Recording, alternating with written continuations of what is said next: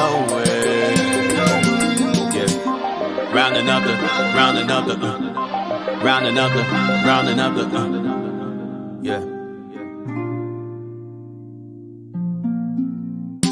Rounding up the book to read, I gotta get them all looking overseas, and you know it, and you know it, yeah. Reading through the law to see, I gotta dot the I's, even cross the T's, and you know it, and you know it. Praying to the Lord, have mercy, mercy. Show me where you wanna go first, you know. Oh yeah. While I'm teaching to the people that's thirsty, thirsty, searching for the truth that's hidden, you know. Oh yeah. Oh yeah. Oh yeah. Oh yeah. Oh yeah. Speak through the mouth from my lips when I'm. Show me where you wanna go next, you know. Right away. If you lost and you don't know where the truth at, looking all around but you don't know where to go. Well, we gon' show you the way. Okay, let me read the line. Line it up, send it back to back. Kicking 9 times. Doctrine killer, hater stepping back. Captain Joel from the book. Yeah, the prophet's back. Officer Ahim. Yeah, that's Pepper Black. Officer LaCroix. Yeah, from way back. Minister of knowledge. Officer, just remember that. We gon' search the whole world. Oh yeah. Oh yeah, yeah, yeah. Oh, oh, oh, oh, oh. Tell them you know. Oh yeah, yeah. Just tell them you know. Oh yeah.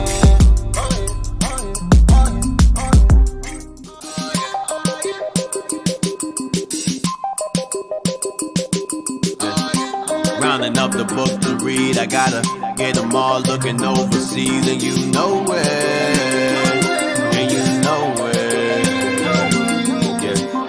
Rounding up the, rounding up the, rounding up the, rounding up the, yeah. Rounding up the book to read, I gotta get them all looking overseas, and you know it, and you know it, yeah. Reading through the law to see, I gotta dot the I's, even cross the T's, and you know it, and you know it. Praying to the Lord, have mercy, mercy. Show me where you wanna go first, you know.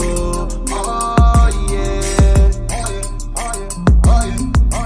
While I'm teaching to the people that's thirsty, thirsty, searching for the truth that's hidden, you know. Oh yeah. Speak through the mouth from my lips when I'm.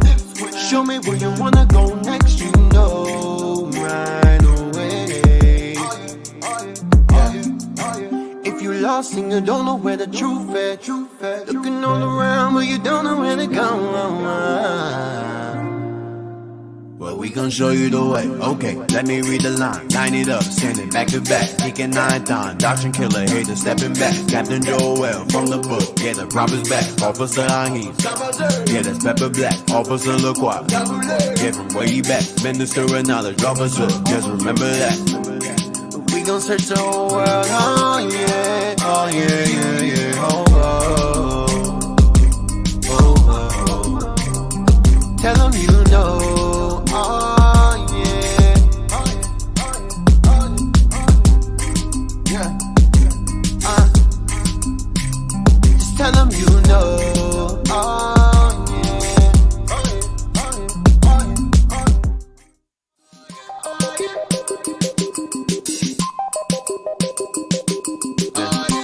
Rounding up the book to read, I gotta get them all looking overseas, and you know it.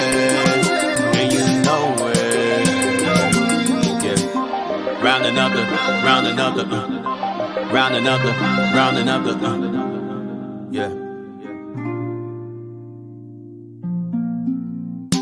Rounding up the book to read, I gotta get them all looking overseas, and you know it, and you know it, yeah.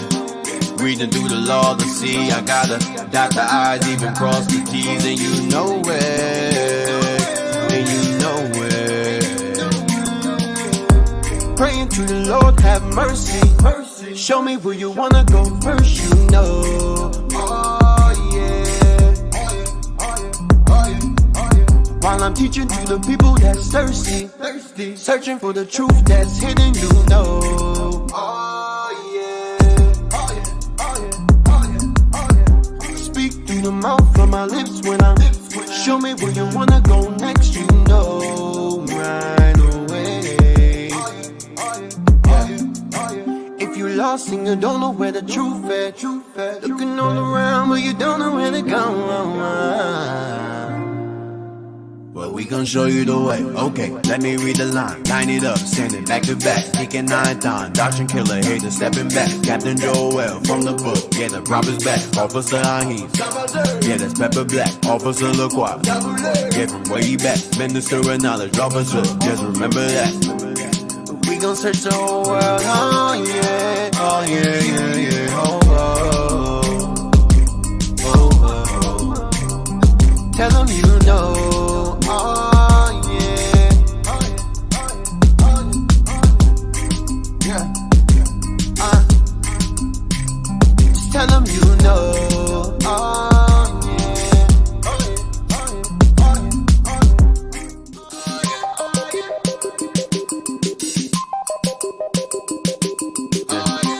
Rounding up the book to read, I gotta get them all looking overseas, and you know it.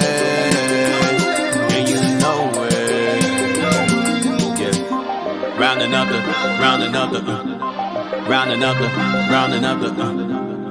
yeah. Rounding up the book to read, I gotta get them all looking overseas, and you know it, and you know it, yeah. Reading through the law to see, I gotta dot the I's, even cross the T's, and you know it, and you know it.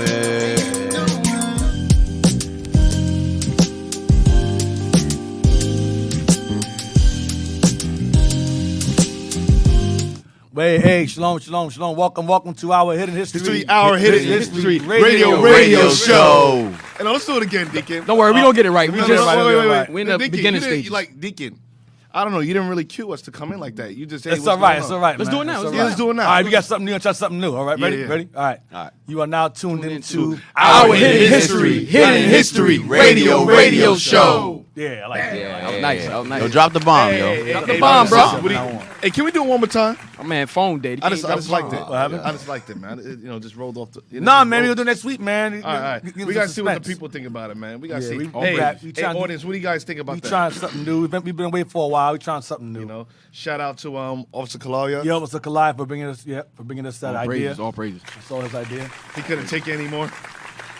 He's Yeah, we like, sound like damn Haitians and shit. We should give a shout out. Yeah, blame Captain Joel for that. That's Captain Joel's idea. Well, if we didn't have so many Levites on the show, I wouldn't have come up with that idea. Wow. Yo, Cap, that was You know what? I apologize. That was vicious.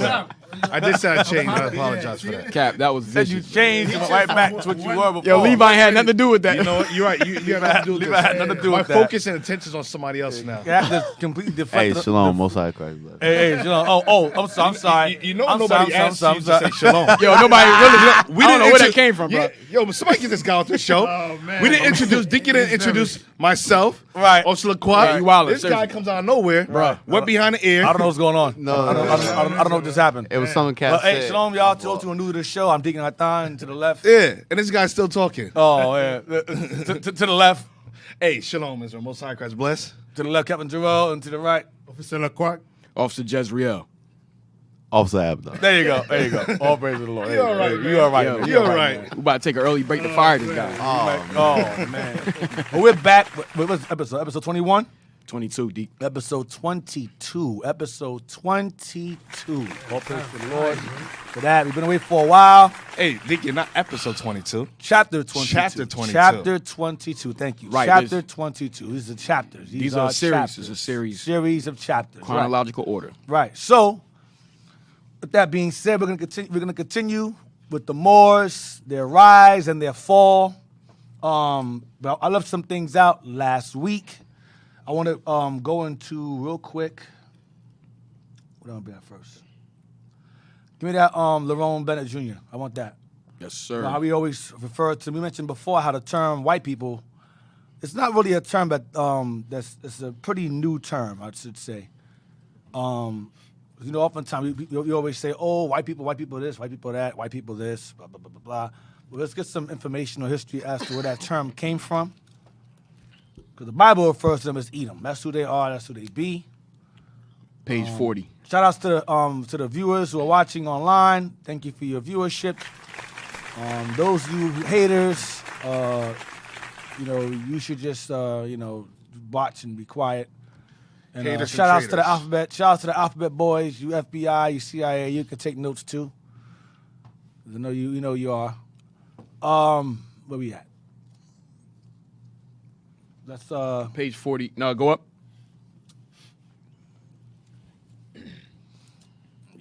So, chapter 22, we're still dealing with the Moors. No, that was it. I'm sorry. Yeah, that was it. So let's go to that, blow it up some so we can read it.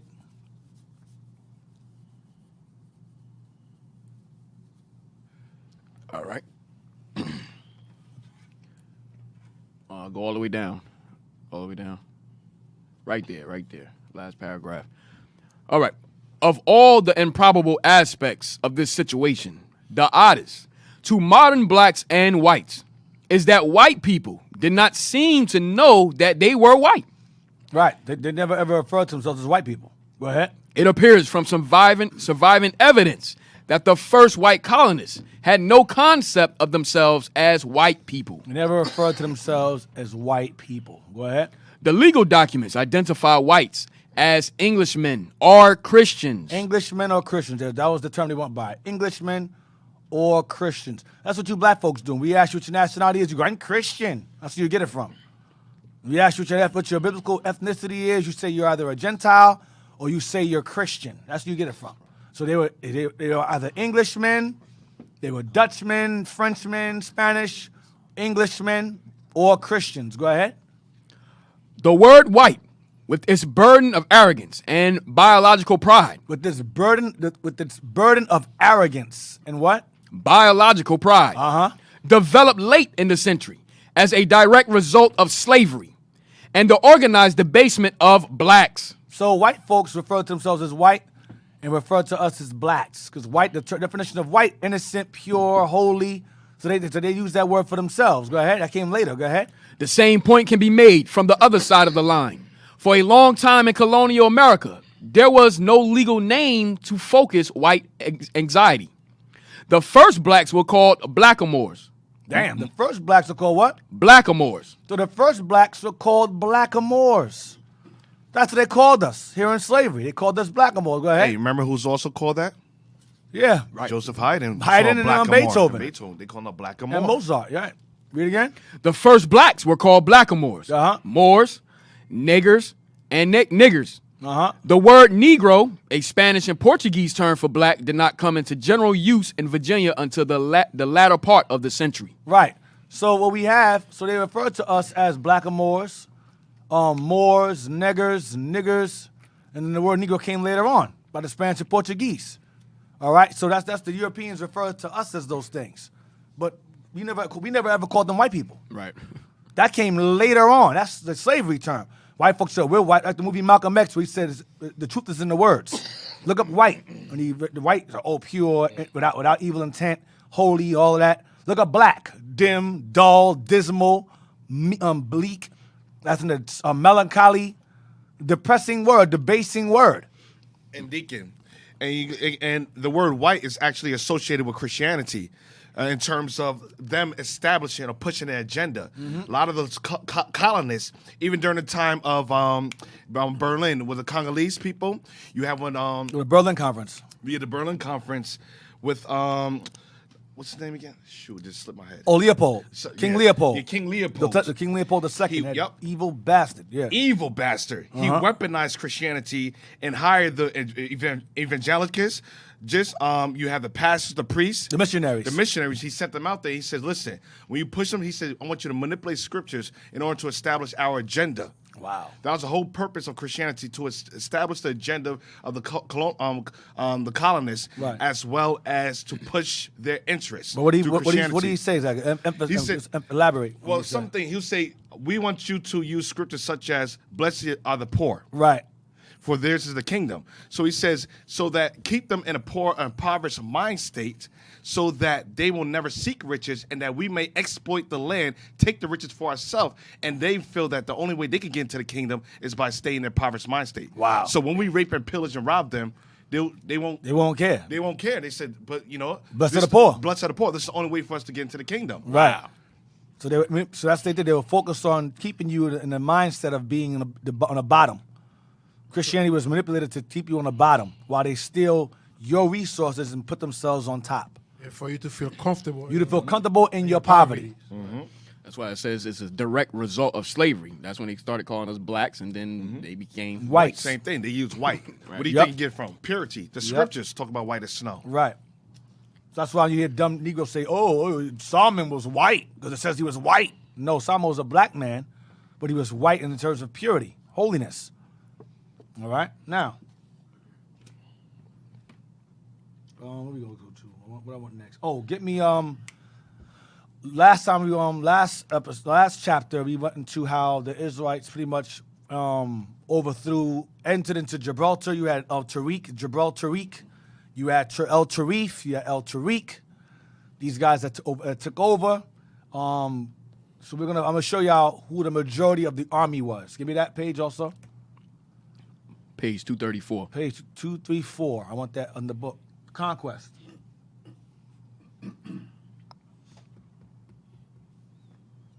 Page 234 to show we made up most of the army. Right. I'm going to show you that right now. So when the Spaniards encountered, when they saw the Moors enter into Spain to take it over, who was that, Roderick? That was Roderick, right? Yes, sir. Unprepared, unprepared Roderick. Unprepared King Roderick. He just started gathering whoever. He started gathering janitors and key makers and old people just to fight and got washed. recruiting 80-year-olds. You over there, cripple. The cripple guy. Hey, you, come on, fight in the military. Hey, you blind guy. You blind guy. Hey, you. Hey. No, over here. Oh, hey, look over. Don't walk up to the wall. Over here. Get in the army. And got destroyed. 234. 234.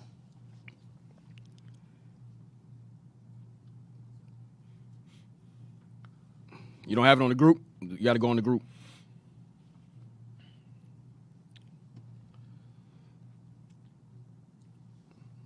Got it right there.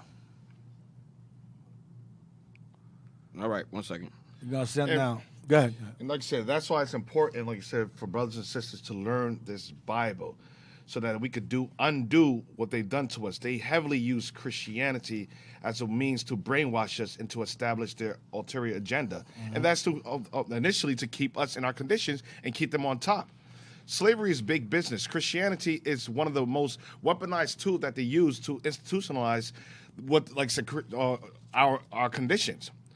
Our conditions is based on if you think about it, anytime they attacked us, before they attacked us, what did they always send in first? The missionaries. Right. The Jesuit priests. Why? That's to soften you up and weaken you up, take away that nature out of you. So, like I said, it's imperative that we learn this Bible, Right. and we teach our people correctly. We got a scripture. Yeah, go ahead. I can't do that. You tired? We're doing good. Romans 13, verse 11. Get that. Almost 13, 11. Like Cap was saying, it's time to wake up. Right. Because they used our own book against us to put us to sleep. Mm-hmm. So right now is the time, the scripture says it's time for us to wake up. The book of Romans, chapter 13, verse 11. And that, knowing the time, that now it is high time to awake out of sleep. Right. This is right now. It's the time for us to be awake. Go ahead. For now is our salvation nearer than we went.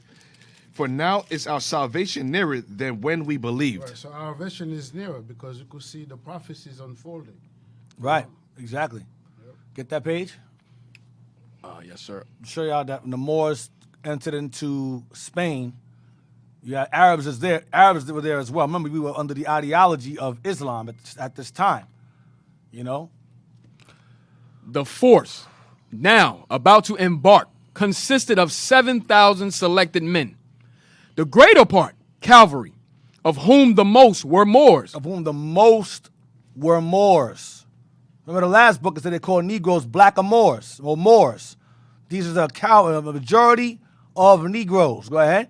Berbers and slaves. Now, we all know that Berbers is still Israel also. But they weren't under the term because they came from where? Mauritania, Morocco, Algeria. They came from the Berberi states. They were referred to as Berbers, like Daya.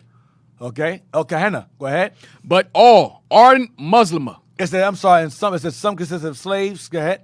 But all ardent Muslimer. But all, well, what? Muslims. Ardent Muslims. All are ardent Muslim. Go ahead. With them were only 300 Arabians of pure blood. With them were only 300 what? Arabians of pure blood. You know why it says of pure blood? Because the Arabians were black. These Arabians here were black. That's why the white man said these are all Moors. Because they saw all black folks. But some of the Arabs that were among, you had Arabs which were a minority, they were pure blood as and they were not mixed with Esau. They were not mingled. These were pure black Arabs. Go ahead.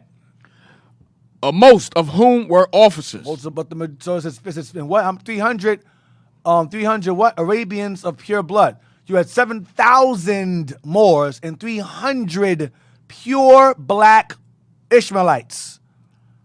Okay, that's why it has pure blood there. Because Ishmael mingled themselves with Syrians, mingled themselves with the Assyrians, mingled themselves with Elam, Edom, Greeks, Romans. But these Arabs here, these are the pure-blooded ones. Pure-blooded Ishmaelites, black as night. Like the Negroes that were Israelites that were among them, which are majority. Because we were the fighters. We were the warriors. Right. They needed us. They needed us to fight the battles. Okay? So we were always the majority of the armies. All right? Go down. It should say it, right? Let Yeah. me see something. All right, that's it. That's it? Because it's another page that said the slaves or whatever, that was us too, from Western Africa. Oh, the slaves. Yeah, it is. Yeah, those of us who chose not to accept Islam, Right. That was us too in the armies. All right, the slaves. Okay, then we go to next. Let's go to Malachi 1. Malachi 1. Let's get into it. Malachi 1, verse 1 to 3.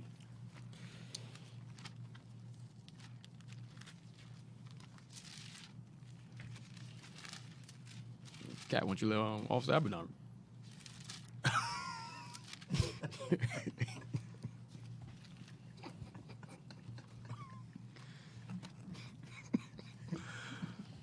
It's okay, Cat. You're going to be all right, man. No, Deacon.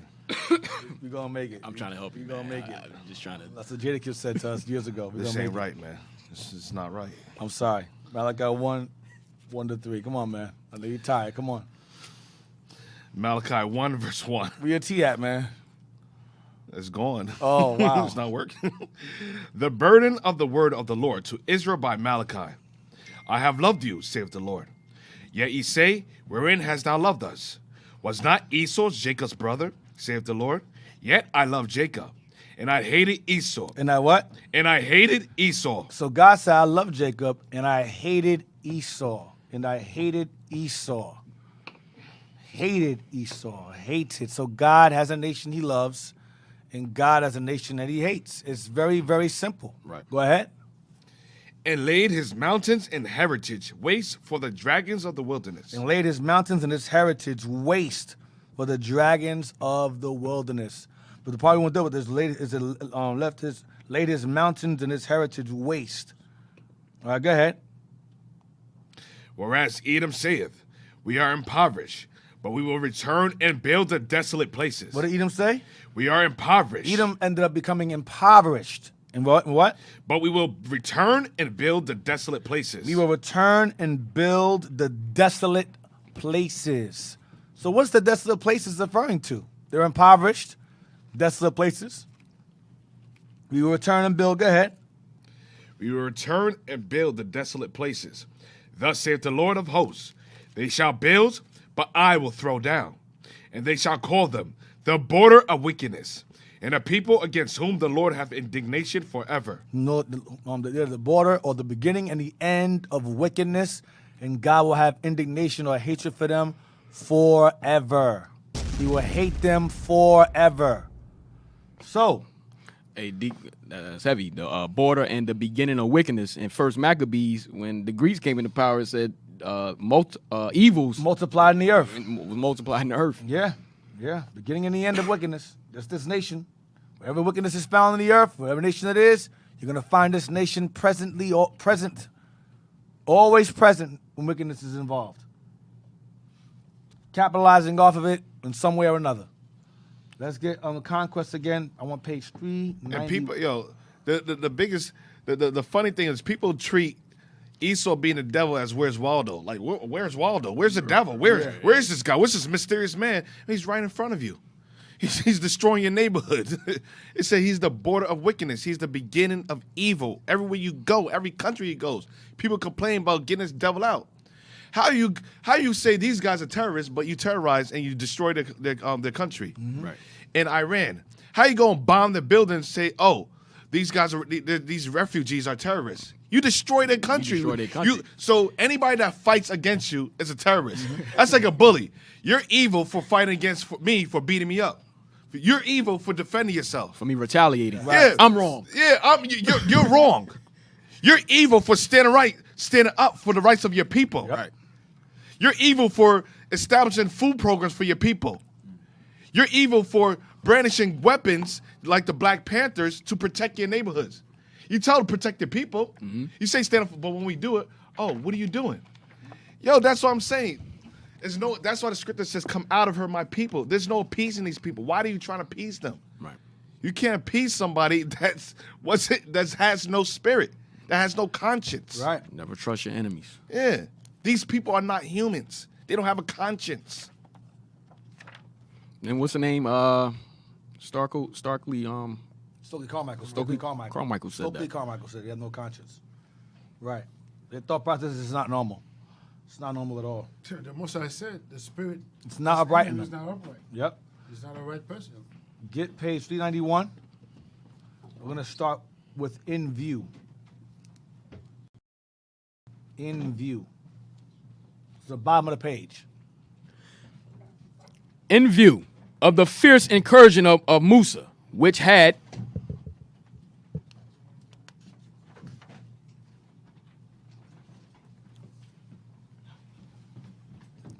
Come on. which had paralyzed Christian Spain. The modern historian of Spain is led to inquire, had Spain really expired as a nation? Was the God of the Christians in all parts tributary to the God of Islam?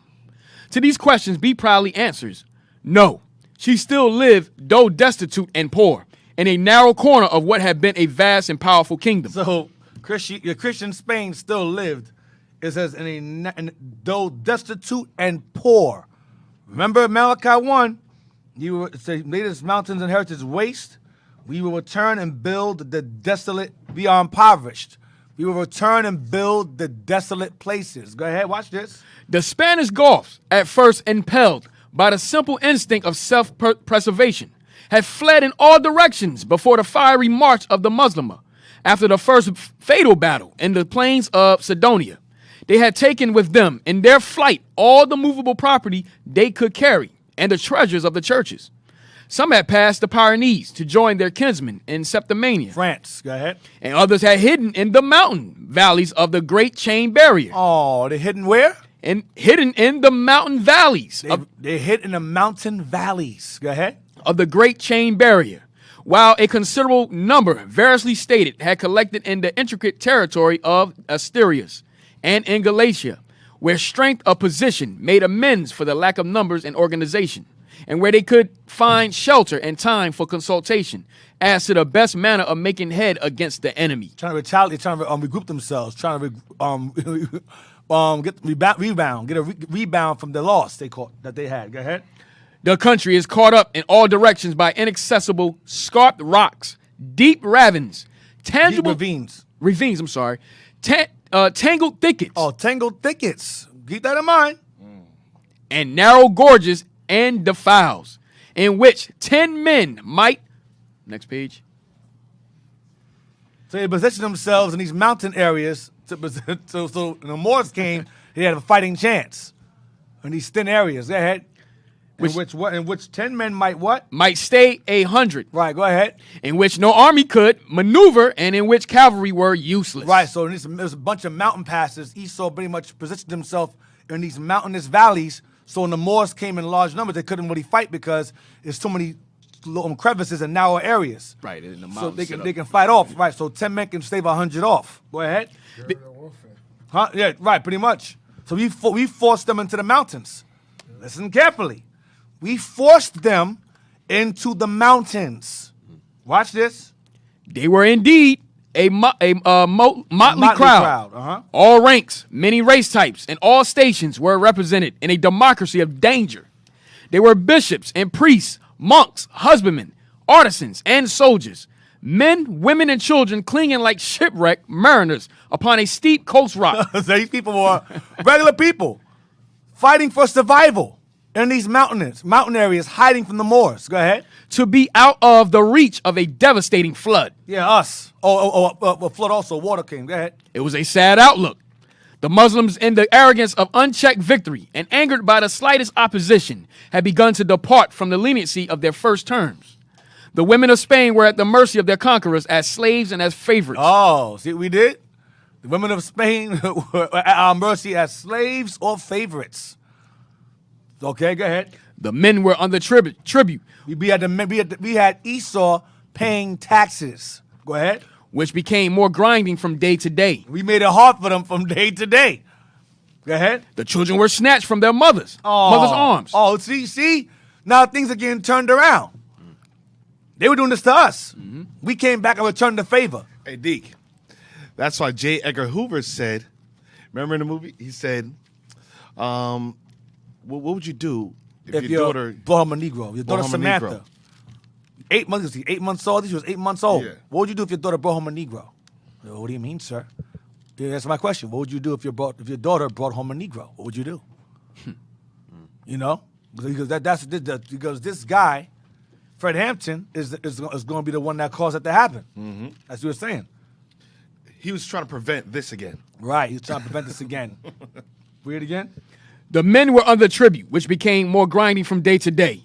The children were snatched from their mother's arms and destined to slavery.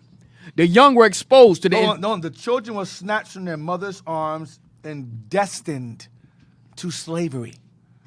See what we did to their kids? Took their kids from their arms and put them in chains. That's what we did to them. That's why Esau made it his job.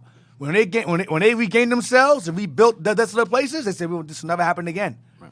We will not allow this to happen again. We're going to erase these niggas' minds clean so they never do this again. And they went through great lengths. And great billions of dollars to make sure these books that we're reading, we don't come across them. All right, read on. They forget there's a God. Yep. One miscalculation. Yep. They forgot. There's a God. There's one great error. Yep. They made one miscalculation. Just what? And God is black. Yep. That's right. The young were exposed to the insidious... What happened to the brother with the bombs? I'm sorry, Deke. There's no bombs, nothing like Yo, that. what's going on? Our IT team is getting tired. Man, the spirit. You out the spirit. Look stressed out, man. Yeah. What's going on? Take a break for 1 week and what happened? That's it. See? Go ahead. Going The backwards. young were what? The young were exposed to the insidious snares of all-conquering Islam. The shrines were profaned. The Christian churches were, many of them, battered down or burnt. Excellent. Go ahead. Or worse, still turned into a Mohammedan mosque. Go ahead. The images hacked to pieces. We destroyed their images. We destroyed their images. Their fake, all of that nonsense they had. Their fake Jesus, all that nonsense. Go ahead. and the ornaments and treasures carried away as spoils of war. Not this time, but that came later. But all their images of their white, or whether it be white prophets, whatever. You know they had the prophets, apostles, and them white. You know they had Right, at the time. You know they had that going on. Hey, you want the scripture? Huh? If we can get that, yeah. We destroyed their images. Go ahead. Second Maccabees chapter 3, First Maccabees chapter 3, verse 48. Uh-huh.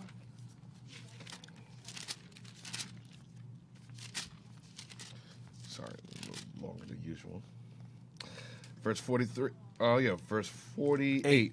And laid open the book of the law, wherein the heathen has sought to paint the likeness of their images. Right. So Esau, the white man, always took it upon himself to perform what is known as iconoclasm, where they whitewash everything and everyone. That's what they do. They do it physically, they do it mentally, they do it all the time. The media, they do it all the time. Whitewash everything, whitewash everything. So we destroyed their images and the pictures that they had of their kings or their queens. We tore that thing down. Hell, get out of here with that garbage. Go ahead. The images hacked to pieces. Right, the images hacked to pieces, and the ornaments and treasures carried away as spoils of war. And we took their gold, their treasure, which was really our treasure anyway. We took that from them. Go ahead. Those who seek for poetical description of this period will find it, at once eloquent and truthful, in the Chronicle of Alonso the Wise, written 5 centuries afterward. He calls it the mourning of Spain. It is a nation's cry of despair. All was lost, and there was no hope. So it's called the mourning of Spain, when Spain fell. Go ahead. Not so. Next page.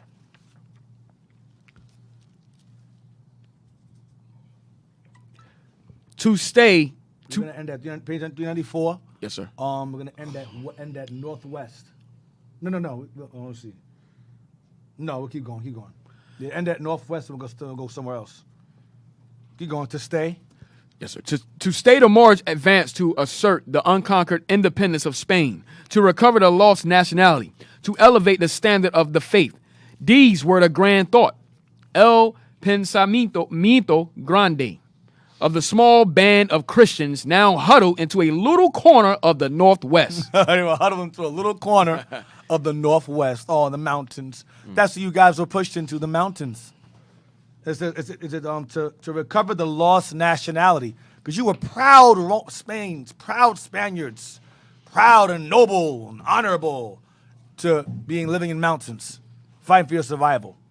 Jump to where it says in 7:17, and we're gonna stop at 395. Paleo is the leader. In 7:17, on the disposition of Ayab al-Hor, as has been seen, became Amir. And while with fresh enthusiasm, he was preparing to penetrate into Gothic Gaul, a rumor came to his ears that the Christians were stirring up in the Asturias, that had just conceived el pensamiento grande. They struck their shields, as it were, to allure the Muslimer. So Esau is trying to band themselves together. Hit their little shields, cling, cling, cling, cling. We're gonna fight. We're ready to fight back now. We're gonna win. Trying to revive that spirit. Trying to that revive themselves because they got their behinds beat. So now they're getting real rowdy now. The word in the street was these guys are getting rowdy again. Right. After we watched them. So we read on. We're gonna stop at where it says leader. Go ahead. To this pitch of valor and defiance, they had been raised by the appearance of Paleo as their leader. Paleo. This is the guy that is responsible for the eventual reconquering of Spain. Paleo. Very, very pivotal. He played a very pivotal role in Esau gaining dominion back over the earth again. Read on. And here it is necessary to pause, to rescue, if possible, the historic facts from the tangled mass of romantic fiction. Who was Paleo? As a leader, that's all I want. Okay. So now, give me page 396. Mandayar. And then we're going to stop at Kings. There's one little paragraph there. Mandayar says that up to the year 753, 2 years later, the Spanish Gulfs had no king, but only chiefs. They had no king, so they got forced into the mountains. And they had no king, but only chiefs. God, that sounds so familiar. I didn't know that was even there. Hold on a second. Had no kings, only chiefs. Give me a second. Hold on.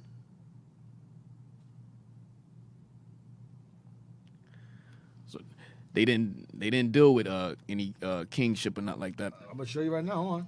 I don't know I was even there. I don't know if it was even here. Hold on.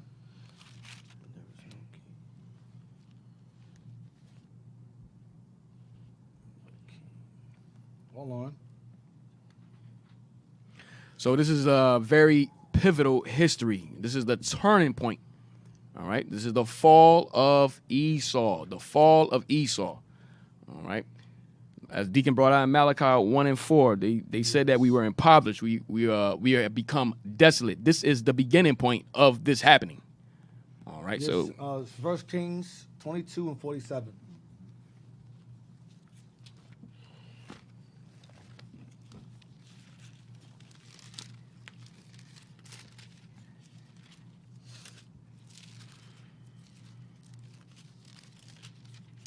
First Kings chapter 22, verse 47.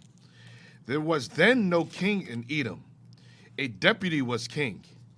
Then there was then no king in Edom. A deputy was king. One second. 1 second.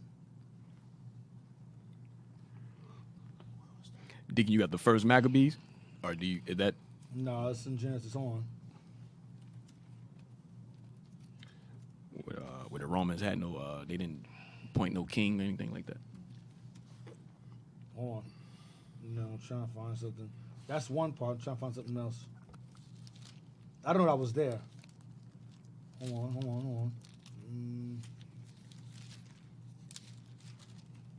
1 second. You looking for something with Esau Yeah, I'm gonna find it. with the Dukes? Yeah, I found Dukes already. I was trying to find something king.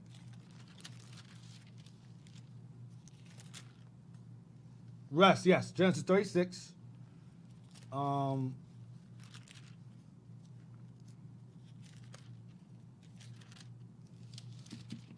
Right. The Dukes were called kings, though. But I'm giving a parallel in terms of them not having no king. It's all they had was chiefs. A chief is a king, but they didn't call them kings. They called them chiefs. Likewise, here. Get Genesis 36, verse 15. And then go to 31. The book of Genesis, chapter 36, verse 15. These were dukes of the sons of Esau, the sons of Eliphaz, the firstborn son of Esau, Duke Timon, Duke Omar. Saw one. Go to verse 31. Verse 31. And these are the kings that reigned in the land of Edom, before there reigned any king over the children of Israel. Right, so they weren't called kings, they were called dukes. Likewise, these guys weren't called kings here, they were called chiefs. When you read in Kings, they said they didn't have no king at the time. So I'm showing you that there's parallels because it's the same people. Right. It's the same people. That's what I'm showing y'all. All right, so it said here earlier, what did it say here? It said, what did it say? Where was it? Read it again. Mondi. Yeah, it said the gods had no king, but only chiefs. Caudillos, they called them. Go ahead. So these are dukes, or these are little chiefs or deputies they had. Go ahead. And considering that early period, we may consider the terms king and chief as interchangeable, Like a duke or a king is interchangeable. Go ahead. and call Paleo the first of their kings. So he was the first of their kings while they were conquered. He was their first chief or duke or king while they were conquered in the mountains. Paleo. Go ahead. Isidore. Wait. That's all I want. That's- of their kings. Yes, first of their kings. That's all I want. Get page 397. Go to the story of.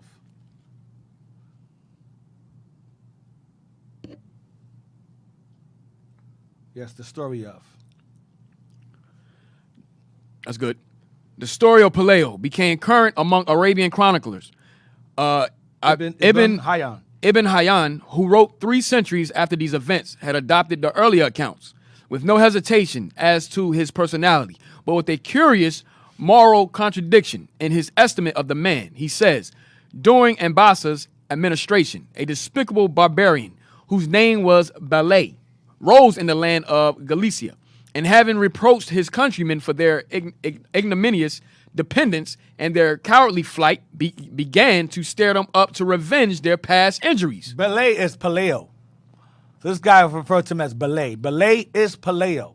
He's saying so. Notice how the roles have turned. Now we're calling them barbarians. He said a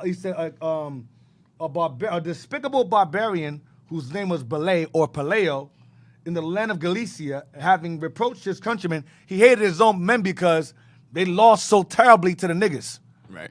So he was angry at his own people for being failures and living in mountains and caves, being subjected to living in caves and mountains.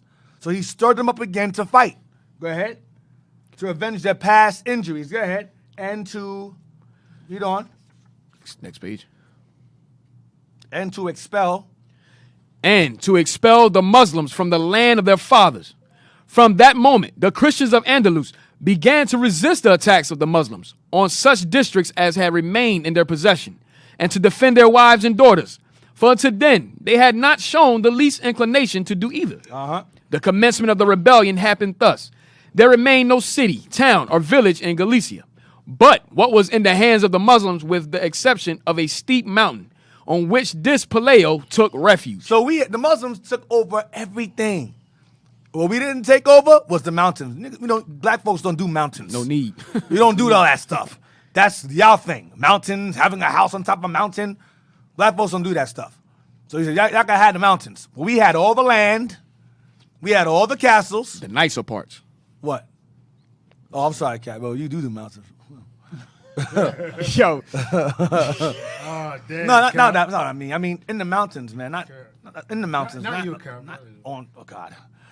Cap is cause confusion. Cap, you just in high altitude. You're in a high hill. That's no damn mountain. It's high altitude. Well, it's a mountain, but Esau built on top of it. Anyway, the point is that Esau is the man of the field, Cap. Yes. Cat knows. Anyway, he be all right. Anyway, Esau lived in the mountain peaks and creeks and all that, and that's madness. We didn't take that. He said, y'all can have the mountains. The caves, y'all can have that. He was in the cave, Cap. That's what I mean. Cave. Yes. Cave. You said creeks.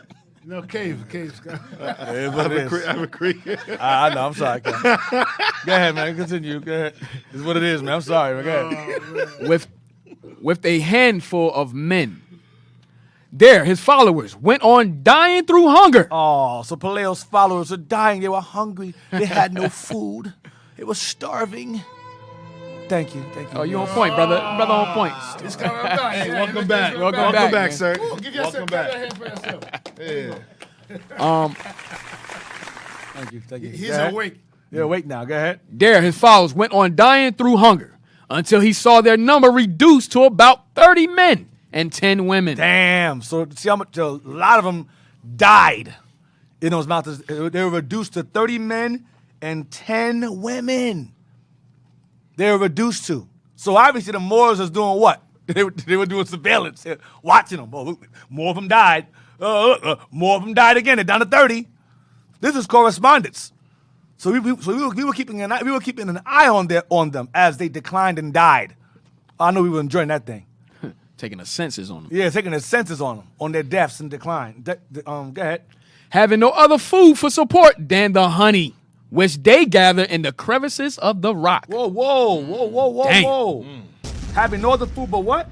Having no other food for support than the honey, which they gathered in the crevices of the rock. Which they gathered in the crevices of the rock.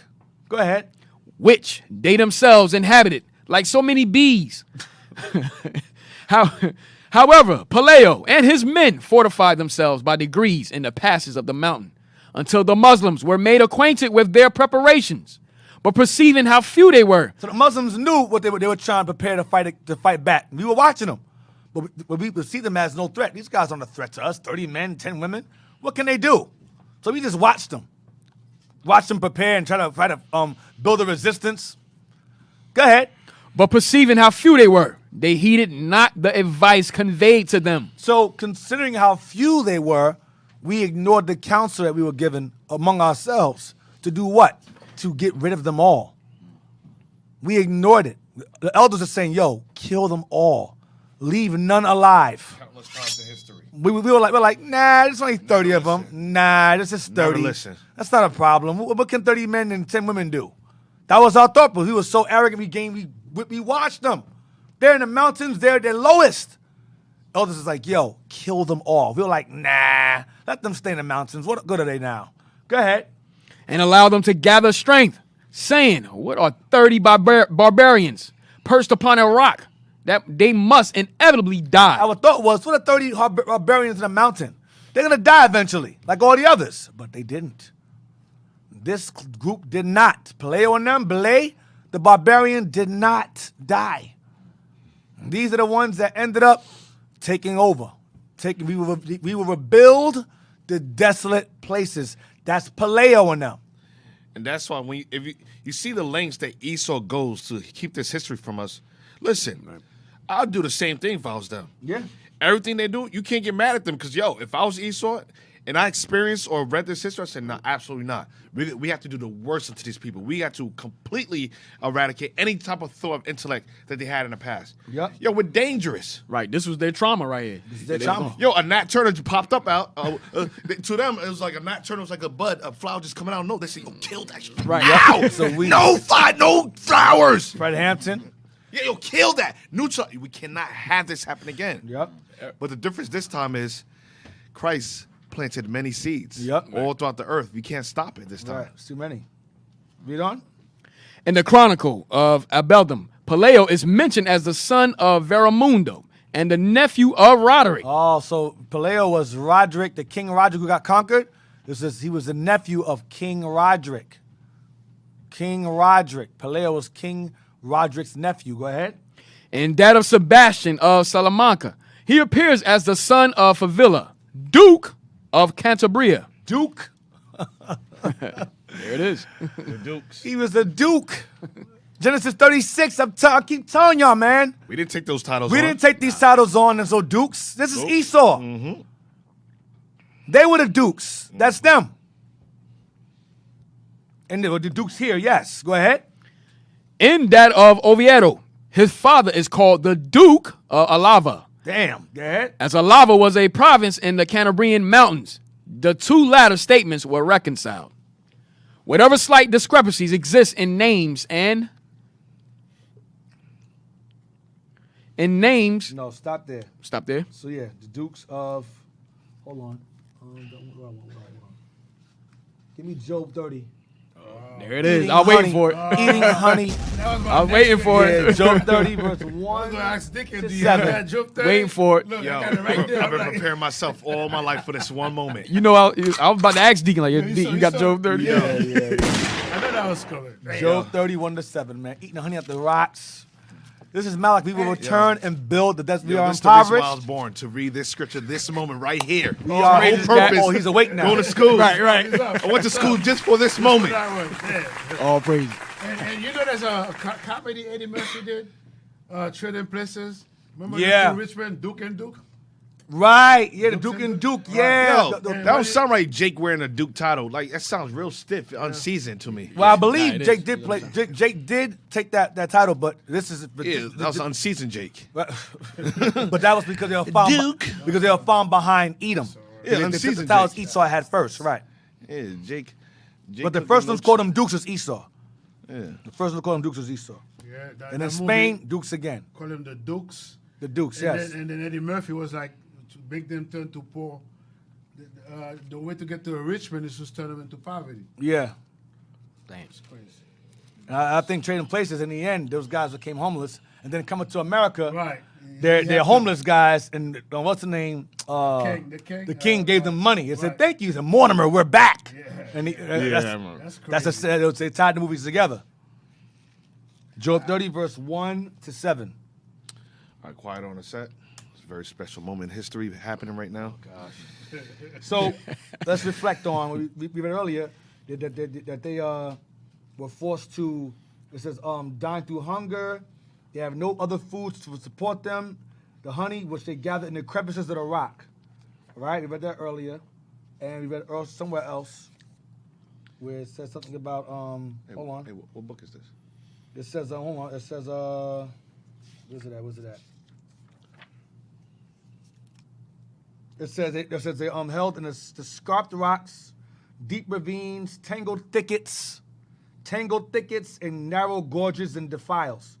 That's what the mountains. So just keep that word in mind. Thickets, honey out the rocks, gorges, ravines, just keep that in mind. Job 30, verse 1. The book of Job, chapter 30, verse 1. But now they that are younger than I have me in derision, whose fathers I would have disdained to have set with the dogs of my flock. Younger than I means they're beneath us. They're less than us. But now now they're over us. Go ahead. Yeah, whereto might the strength of their hands profit me, in whom old age was perished. No wisdom. Go ahead. For want and famine they were solitary. For want and famine, they were solitary. For want and famine, they were solitary. Remember us earlier that they were starving, hunger. Remember that in the mountains? Watch this. Fleeing into the wilderness in former time, desolate and waste. Fleeing where? Fleeing into the wilderness in former time, desolate and waste. Fleeing into the wilderness. Damn. In former times, desolate and waste. We will return and build the desolate places. This is paleo in them. That's what this is. We're reading it out the Bible. Go ahead. Who cut up mallows by the bushes, and juniper roots for their meat. Go ahead. They were driven forth from among men. They were driven forth from among men. Go ahead. They cried after them as after a thief. They were thieves. We chased after them. Go ahead. To dwell in the cliffs of the valleys. To dwell where? To dwell in the cliffs of the valleys. To dwell in the cliffs of the valleys. Go ahead. In caves of the earth and in rocks. Watch this. Among the bushes they brayed. Under the nettles they were gathered together. Under the nettles they were gathered together. They were children of fools. Yeah, children of base men. Children of what? Children of base men. Base men. Children of base men. Go ahead. They were viler than the earth. They're the vilest people on the earth. Go ahead. And now am I their song. But Yeah. now we're their song. Now the roles have been reversed now. Now we're their song. We're their mockery now. Go ahead. I am their byword. Now we're the nigger. Now we're the slave. Now we're the savages. Now we're the barbarians. Go ahead. They abhor me. They hate us. They flee far from me and spare not to spit in my face. Like that old lady did to that sister in that video recently. Old woman spit on the sister's face. Right. Spit on her face. So I'm showing you that Job, in the spirit, he saw these things. Verbatim. Verbatim. Prophesying of what would happen to Esau verbatim and how vile they were. And he wouldn't even allow them to be among his dogs. So Job said, going right back to Malachi 1 when he said, it says, in former time, fleeing in former time in the wilderness, desolate and waste. That's Malachi 1 all the way. That's Malachi 1 hands down. Can't get around that. And we're reading it right now. Go back to where it's at now. What page is that? Just give me short history now. No, I want. Yes, sir. Page 64. Watch this. It just gets better.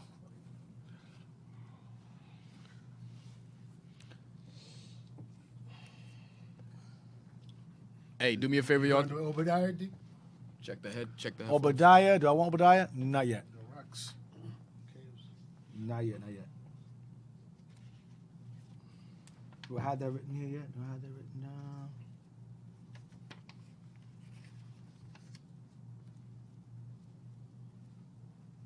Yeah, I might go there after this. Read this first. I might go to Obadiah after. I'll go to Obadiah after this. Thank you, Lokar.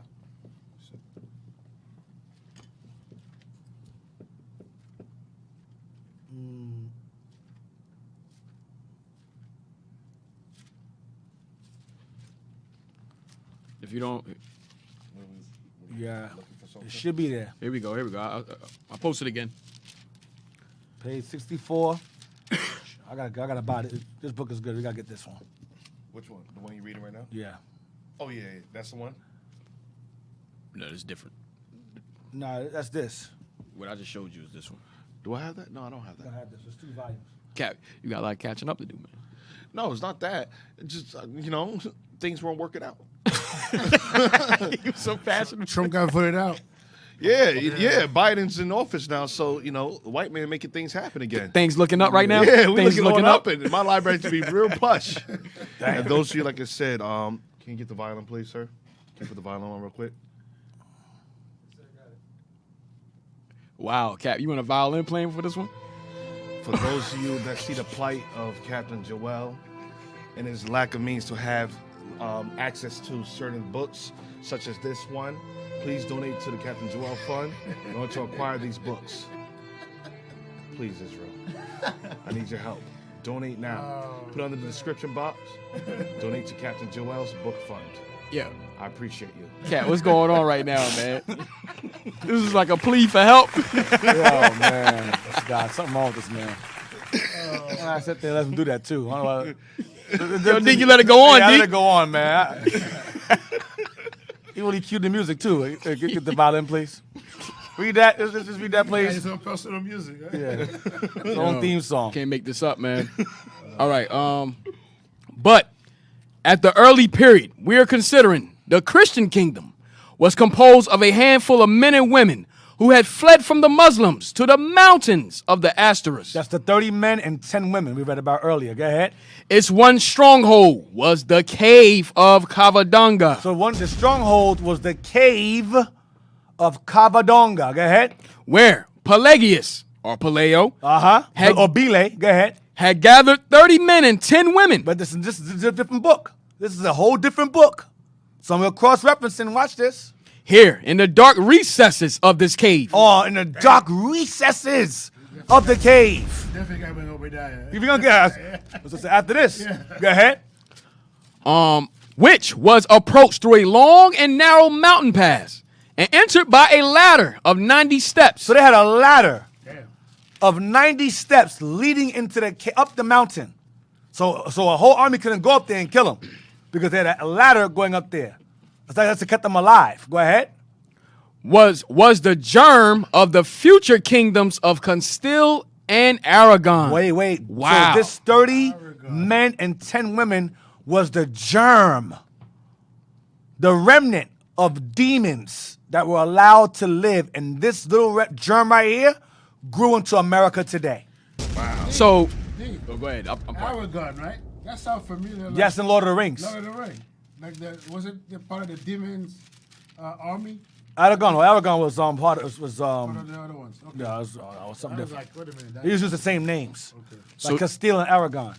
So, Dick, you saying amongst the 30 men and 10 women, they were able to come together and repopulate and bring out And reconquered Spain. from the 30 men and 10 women that that's they a lot had. of years. Right, and that reconquista, they called it. The reconquista led into what? The Spanish Yeah, the the Inquisition. Inquisition. Led into the Inquisition, and then that led into the slave trade. Just from the 30 men and 10 women, Yup, right? right here. See, God loved them. See that? A little bit, you know. Allowed them to 30. Hey, they had to live out the rest of the blessings. Yeah, this is Yeah. They had to. At the end of the day. Go They ahead. had to fulfill the rest Yeah. of the prophecies. was the germ of the future kingdoms of Castile and Aragon, and also of the downfall of the Moor. These guys are the downfall of the Moor. Remember we read earlier, they were advised to eradicate them all. And we said, what can 30 barbarians do? Surely, we said to ourselves, surely they will inevitably die. They did not die. Go ahead. An Arab historian said later, would to God the Muslims had extinguished the spark, which was destined to consume the dominion of Islam in the north. See that? So a Muslim writer said, damn, if only we had killed them off and we had the chance.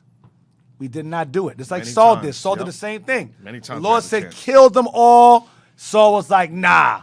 Daya, Queen Kahena, same thing. Kill them all. She spared one. Be simple. Go ahead. He might have added in Spain. When Alfonso of Cantabria married the daughter of Paleo in 751, the cave of Cavadonga no longer held the insurgent band. He roused all the northern provinces against the Moors and gathered an army which drove... That's it. That's it. So Alfonso of Cantabria married the daughter of Paleo. So Paleo had a daughter, and this man, Alfonso here, pretty much followed in the footsteps of Paleo, leading to revolts against the Moors and eventually overthrowing us and gaining dominion back over the earth. So now, get me Obadiah. Bring it out. The book of Obadiah, chapter 1, verse 1. The vision of Obadiah. Thus saith the Lord God concerning Edom. We have heard a rumor from the Lord, and an ambassador is sent among the heathen. Arise ye, and let us rise up against her in battle. Behold, I have made thee small among the heathen. Hate it. Go ahead. Behold, I have made thee small among the heathen. Thou art greatly despised. The pride of thy heart hath deceived thee. Thou that dwellest in the clefts of the rock. Dwells, he's talking to Edom here. Dwells where? In the clefts of the rock. Go ahead. Whose habitation is high. That's the mountains. So that's why they had 90 steps going up the mountains. It's the same thing. Go ahead. That's And they called themselves dukes. I mean, you can't get them more plainer than that. Living in the mountains. Call themselves dukes. It's evident. Go ahead. that saith in his heart, who shall bring me down to the ground. Why? Because by this time, what did they say we were going to do in Malachi? We will return and build the desolate places. And the Lord said, when you do that, the Lord said, I will throw you down. Go ahead. Though thou exalt thyself as the eagle. Then they exalt them. What did Spain do? What was their symbol? The eagle. That's their symbol. That's always been their symbol. A bird of prey. And a bird that resides in the mountains. That's an eagle. Go ahead. And though thou set thy nest amongst the stars. And they go, Elon Musk, they definitely in the stars. Can't deny that at this point. Go ahead. Thence will I bring thee down, saith the Lord. That's what he said in Malachi. That's what he said in Malachi. I will throw you down. You will rebuild, I will throw you down. But you got to do all these things listed there first. We come back, raise up again, gain power on the earth, exalt yourself as the eagle, then I will throw you down. That's what he said. It's a lot of history. All right? Yeah, it's a lot. Hey, they guys just bring an article out real quick. Sure. Bring that out. What I just put up. That's why there's a custom in Spain. You have what is called the bull run, and it's symbolic to the Spanish Moors being ran out of Spain, being conquered by the Spanish or the Ottoman Turks. Wow. Get that? Yeah, that. Oh, my man's only man Trump? That's my dude right there. That's Trump. Yo, like Trump says, I will come back and build the desolate places. I'm gonna come back and build everything. I'm gonna come back and build it up. I promise you that. I try to do like the Deacon. That's it. You know, The only one got that. AOD, I'm gonna study you, man. I promise you. I promise you build it up. I promise you. Hey, Black Deacon, folks do anoint everything. me, please. Where we at? We're over there. We right there. We that right there. Go down. You gotta read the title, man. Oh, that's the title, right? Okay. The anti-black and Islamophobic hidden history of one of France's biggest parties. The running, right here, right there. The running of the bulls is celebrated every year, but people don't like to talk about it. Talk about its anti-black and Islamophobic history. I need you to blow that up, bro. Yeah, come on, man. You see my man struggling. He's ready. Oh man. Help my man out. Oh shoot. Yeah. You need help? Cause the Feats de Bayonne. The Fets. Oh, okay. Oh, that's French. That's French. That's French. All right. My fault. I don't want disrespect. The Feats de Bayonne. The Fets. Yeah.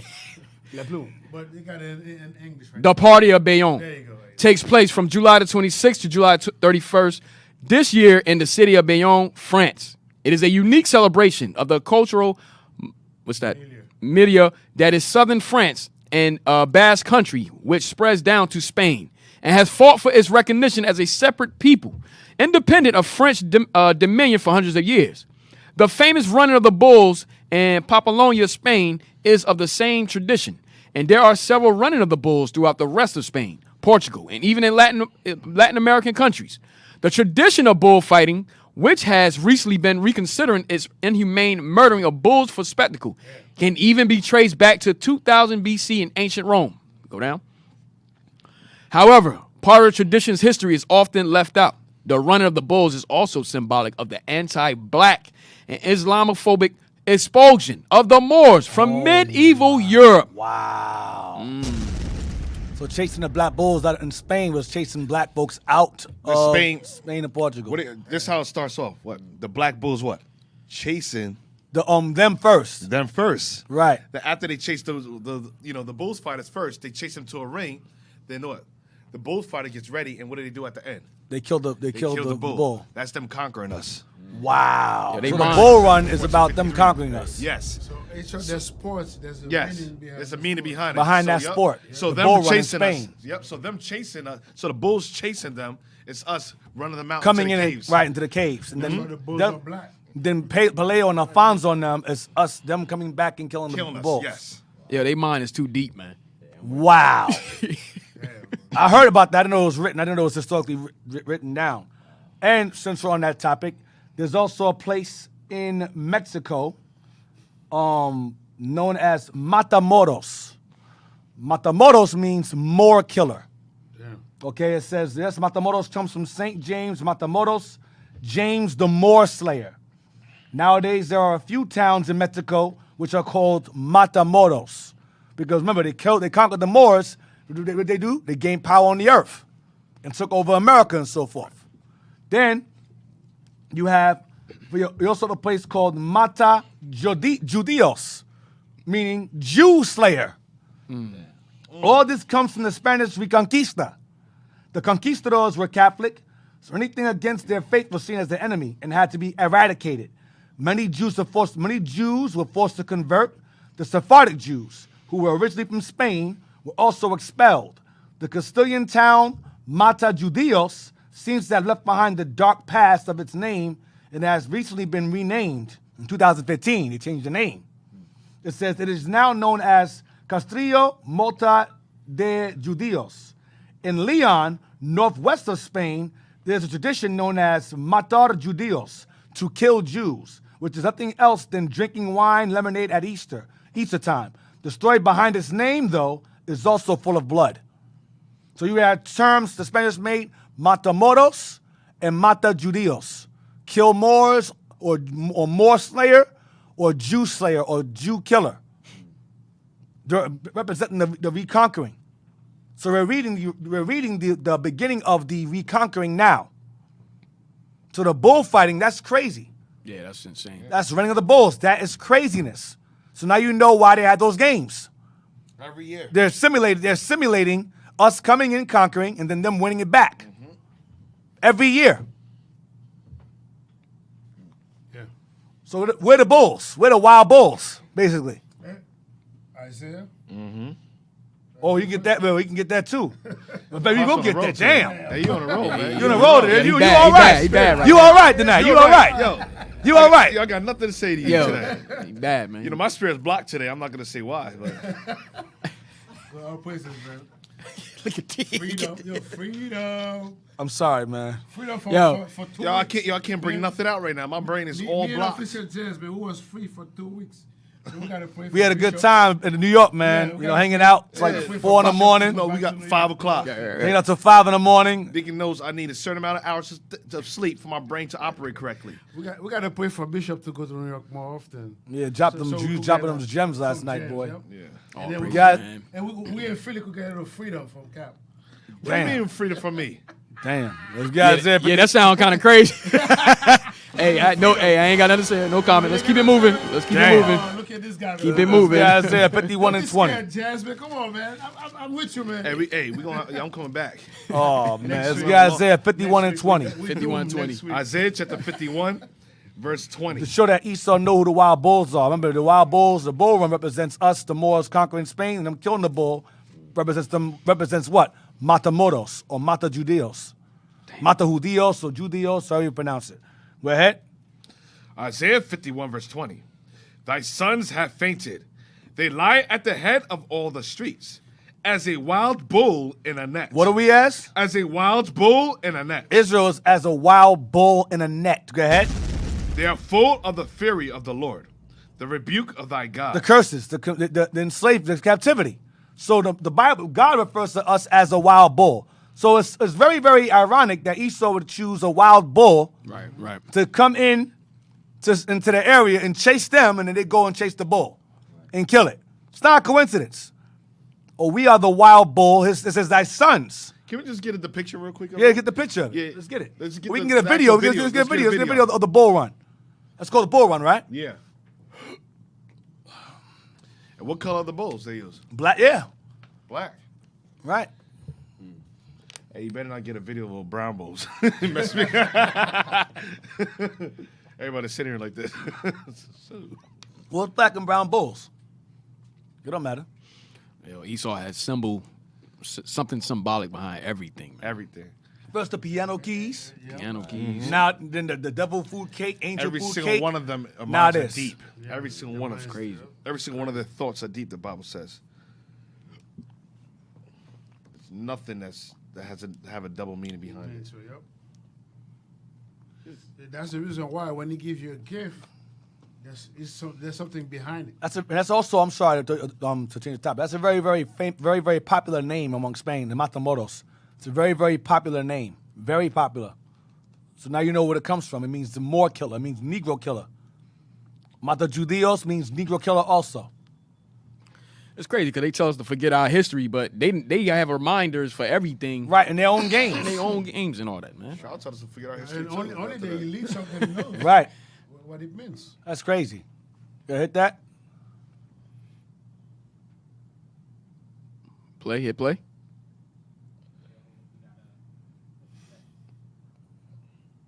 Oh, it's buffering. Oh, the disclaimer. Okay, yeah. So that we don't get taken off. Yeah, I understand. The running of the bulls. That's crazy.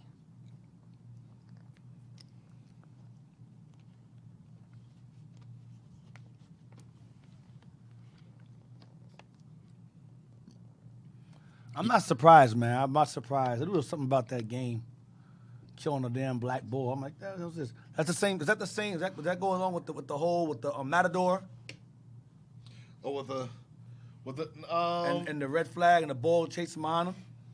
Because mata means kill. And door. Because I know at the end of the festival, they killed the bull with a spear. Oh, wow, okay. We're going to see it. Rocket is fired, and the Mozos take off. Moments later, a second rocket means the bulls have been released. They stampede half a mile through the town, from their pens to the bullfighting arena. At full gallop, it goes by fast. Wow, all the black bulls, yep. Northern Kingdom. Bulls thunder through the entire route in just 2.5 minutes. The Mozos That's a try random to run in festival. front of the bulls for not as random. long as possible. Usually Like just in a our few mind, you're like, seconds why would before he? diving out Why would he of do the To us, To us, it's it's random. random. They say on a good run, you feel the breath of the bull on the back of your legs. Cruel as this all seems for the bulls, who scramble for footing on the cobblestones as they rush toward their doom in the bull ring, the human participants don't come out unscathed. Each year, dozens of people are gored or trampled. Over the last century, 15 Mozos have been killed at the event.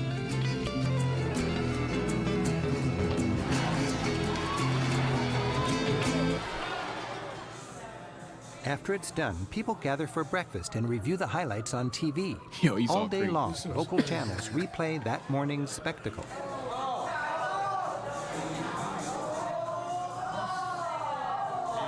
All praise to the Lord.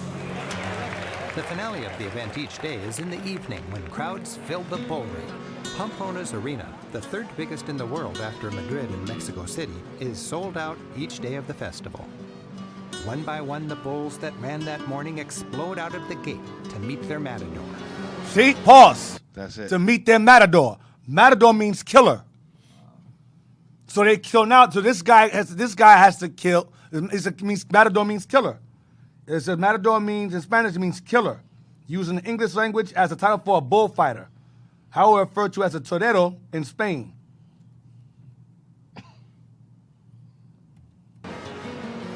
First, the picadors. So this is where they killed him with the spear. Kill him.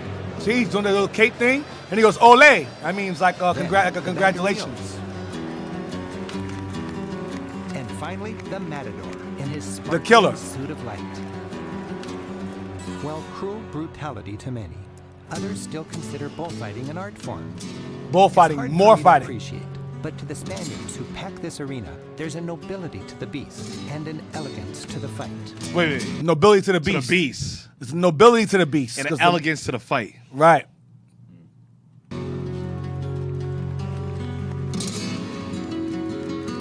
Good matadors are like rock stars. They perform with drama, daring, and grace. With each thrilling pass, the crowds cheer until the bull meets his predictable end. If the fight is deemed a good one, the people wave kerchiefs and call for a trophy to be awarded. For this fight, the matador is given an ear from his victim and struts triumphantly around the arena. That's crazy. No. The festival's energy courses through the city, overlooking the main Pause, square. pause, sit. So I read here. It says, do bullfighters kill bulls? It says, a bullfight almost always ends with the matador killing off the bull with his sword. Rarely, if the bull has behaved particularly well during the fight, the bull is pardoned and his life is spared. After the bull is killed, his body is dragged out of the ring and is processed in the slaughterhouse. So the matador would normally have to kill the bull. Or the killer would have to kill the bull. And the bull represents us. Okay? They got the little white bulls there, but initially the original bull run, it was all black bulls and brown bulls. All right? But it symbolizes the Moors running in and then eventually being killed off and killed out. So matador. That's why I read earlier, matamoros. It means killer. A matador is a bullfighter or a killer. Or mata judíos. It's heavy, man. Crazy. This history is crazy. Let's go back where we was at. Where we at? And they called us Isaiah 51:20, where that wild bull, where the sons are fainted, we're a wild bull in the net. The Lord called us wild bulls, so he said we're going to use that. Remember, these are Christians. Right. So Esau read that. Oh, okay, wild bulls. We're going to use the bulls. Represent the sons coming in and conquering us. Where we at? Oh, is the page? Yeah, we had just finished with page 64. Yes, let's get page 402 of Conquest.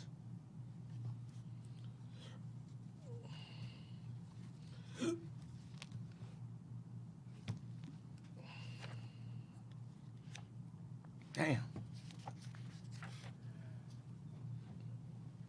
Page 402 of Conquest. Start at whatever.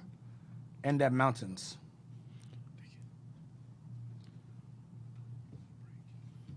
Yeah. 5 minutes.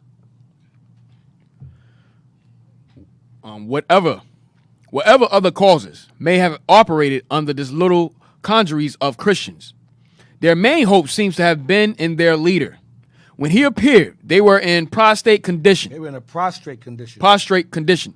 The old Gothic spirit seemed extinct. Hold on, let's know what that word means. Hold on. Prostrate.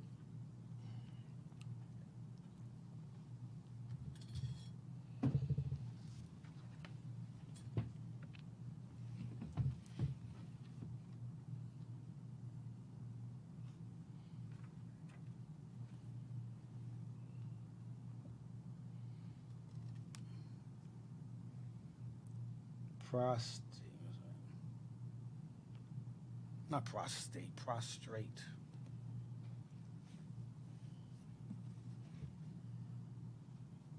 What's the word was that? Was it that?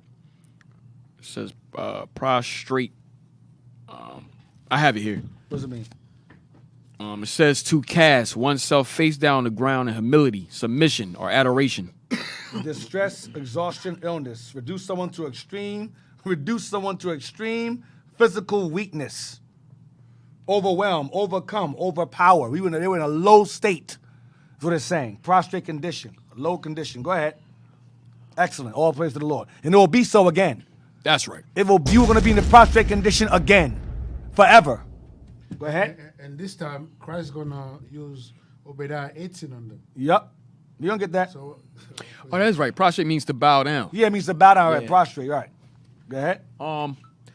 When he appeared, they were in a prostrate condition. The old Gothic spirit seemed extinct.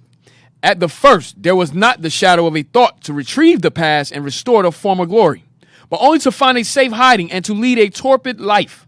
It was in this conjuncture that Paleo appeared to the terror-stricken fugitives as an angel visitant. Damn, he was that knight in shining armor. Go ahead. In every possible respect, he was the man for the time and the need. Of the blood royal, of high rank and command, he was young, handsome, and heroic. His misfortunes commended him to their sympathy. He had suffered before the war from the unjust suspicions of Roderick. He had vindicated his patriotism in the fatal battle. At the alarm of the invasion, he had forgotten private grievances in devotion to the national welfare. He had lost everything in the general devastation. He had been detained by the Arabs as a hostage at Cordova. Go ahead. Whence he had escaped to his native mountains. Yeah, so we had him as a slave, but he escaped and ran to the mountains. All right, so he's a slave that got away. Where we at? Get page 410. Page 410. It is also end at harmony. Yes, sir.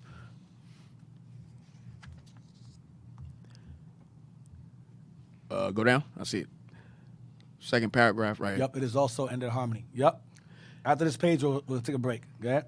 It is also worthy of special observation that in the cave of Cavadonga, Remember that? In the cave of Cavadonga. Go ahead. we may faintly discern the origin of the modern Spanish language. Stop. Wait a minute. Read again. It is also worthy of special observation that in the cave of Cavadonga, we may faintly discern the origin of the modern Spanish language. So the modern Spanish language came out of the caves of Spain. Thank you. Out of the caves of Spain. He's waiting for it, brother. Read again. It is also worthy of special observation that in the cave of Cavadonga, we may faintly discern the origin of the modern Spanish language. So the modern Spanish language today is a cave language. It's a language of cave dwellers. Language of the cave. That's where it was born in. Go ahead.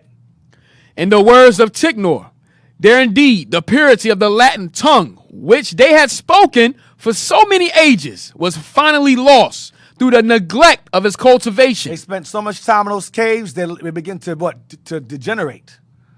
They became degenerate and started to forget their Latin language. Why? How were the Spaniards speaking a Latin language? Because they were Romans. They were Romans. That's why. Romans that ruled over Spain. So they spoke the Latin language, and when they got pushed in the mountains, they became degenerate. The language wasn't cultivated enough. Their heritage was laid waste. Their heritage was laid waste.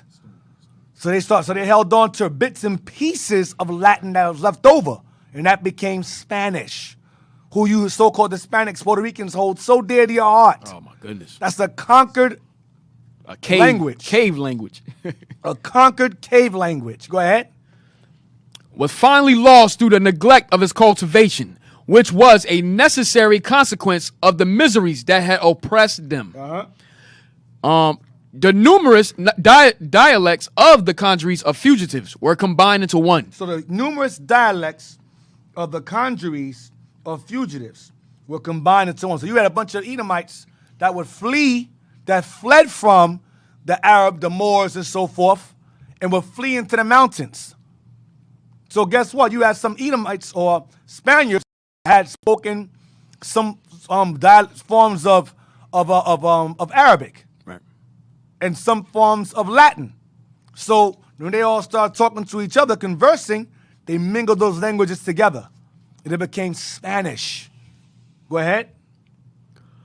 The numerous dialects of the conjuries of fugitives were combined into one and give beauty and variety to that noble constellion, which has no peer among modern languages for its simplicity and harmony. Right. So that gave birth to the Spanish crown, crown Spanish. Not the garbage you so-called Dominicans and Puerto Ricans speak. That's garbage.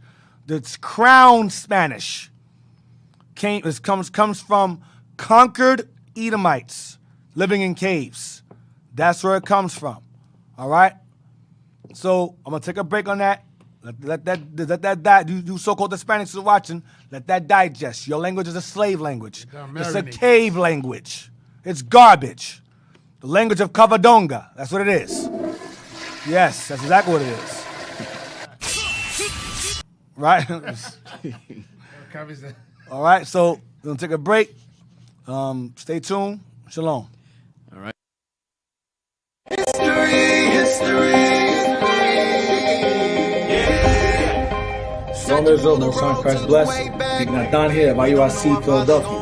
You're tuned in to Our Hidden History Radio, where we go into deep understanding and history of who we are, according to the Bible, hidden artifacts, archaeology, or geography, or you can think of that shrouds around our history of the Bible. We go into it in depth. So Israel, like, subscribe, comment on our YouTube channel, Our Hidden History Radio. See you then. Shalom, Most High Christ bless. Do you know it? Do you know it? Oh yeah, oh yeah, yeah, yeah, yeah. Do you know history?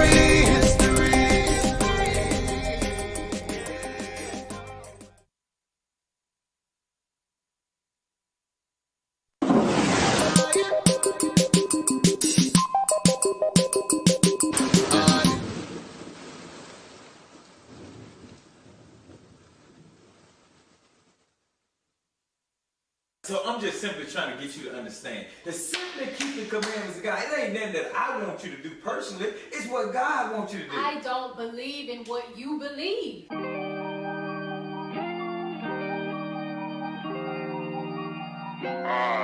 am Septimus. I will not be defeated. Go. I am Job, I am Job. This is life, I suppose. Trials and tribulations that you're facing when your friends turn to foes. This ain't exclusive to me though. I know it's common to man. It's good versus evil, it's light against dark. It's reap with your soul, supply and demand. I need a little more spirit, I'm something like vegan. I'm done with the flesh and all the experience that I done been through is add more flavor. I'm seasoned the best.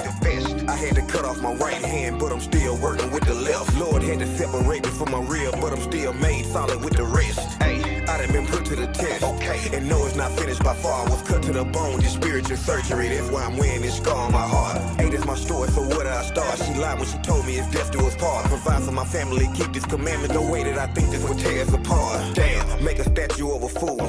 I'm just trying to plead my case. Moses, Job, Ben, Israel, this is real. Put a golden tear upon his face. Strong when I'm weak, my testament of faith. I'm walking through this furnace, this is what it takes. This the song of Moses, bitter in your belly. Eat this little book and tell me how it tastes. I'm Job, I'm Job. This is life, I suppose. Trials and tribulations that you're facing when your friends turn to foes. This ain't exclusive to me though. I know it's common to man. Good versus evil, it's light against dark. It's reap with your soul, the trial of a man. I'm Job, I'm Job. This is life, I suppose. Trials and tribulations that you're facing when your friends turn to foes. This ain't exclusive to me though. I know it's common to man. Good versus evil, it's light against dark. It's reap with your soul, the trial of a man. Second chapter of my story while I'm giving God the glory. This my test of faith. Surprise diagnosis, multiple sclerosis, feeling pain in every step I take. I was losing feeling from the waist down in my empty home, praying face down. As I lift my eyes, asking God why, it's the devil giving me the shakedown. In my brain matter is deteriorating as I write this rhyme, feeling pressed for time. If I lose any of my cogitation, righteous reputation, what I leave behind got me questioning legacy, laying in this hospital bed with my mortal thoughts. Need to leave a record for my son to hear me, just in case I wake up and I couldn't talk or I couldn't walk. Just a race that I'm running, my spirit on a roller coaster ride. Use my life experience as exhortation. I'm just really praying that you feel the vibe. I'm just letting it breathe, picking on part of my pain to keep me from going insane. Leaning on examples of righteous men, you den, your counsel staying on my brain. Strong when I'm weak, my testament of faith. I'm walking through this furnace, this is what it takes. This a song of Moses, bitter in your belly. Eat this little book and tell me how it tastes. Play my role as I stay discreet, calling for the Lord, falling at his feet. I'm just asking Jesus Christ to make me whole. Sing the song of Moses. I'm Job. I'm Job, I'm Job. This is life, I suppose. Trials and tribulations that you're facing when your friends turn to foes. This ain't exclusive to me though. I know it's common to man. Good versus evil, it's light against dark. It's reap with your soul, the trial of a man. I'm Job, I'm Job. This is life, I suppose. Trials and tribulations that you're facing when your friends turn to foes. This ain't exclusive to me though. I know it's common to man. Good versus evil, it's light against dark. It's reap with your soul, the trial of a man. Yeah, man, you know, it's just amazing to me when I sit back right now and think about how far I done came.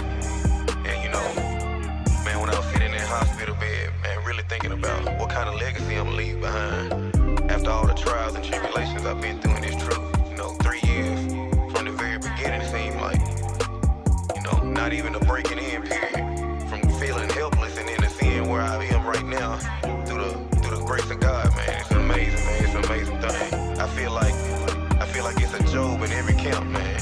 You know, brothers know what's up, man. Like, bro, we think you Job, man. You be going through it. It's something I got used to by now, man. but I feel like the Lord used me and used us. The trials that we go through as a learning experience for others, man, to see endurance, man. That's what I take from the Song of Moses, you know, Moses prophesying what we go through. That's what I take from the story of Job, you know, and that's why I named the album I Am Job. I'm Job, I'm Job. This is life, I suppose. Trials and tribulations that you're facing when your friends turn to foes.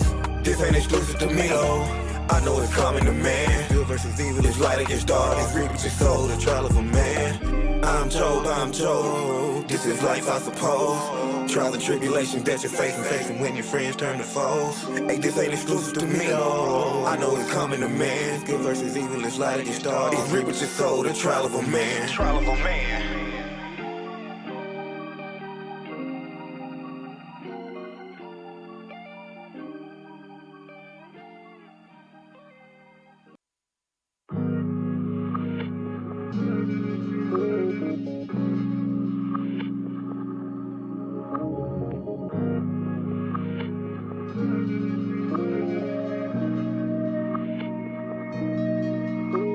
They don't make them out of used to.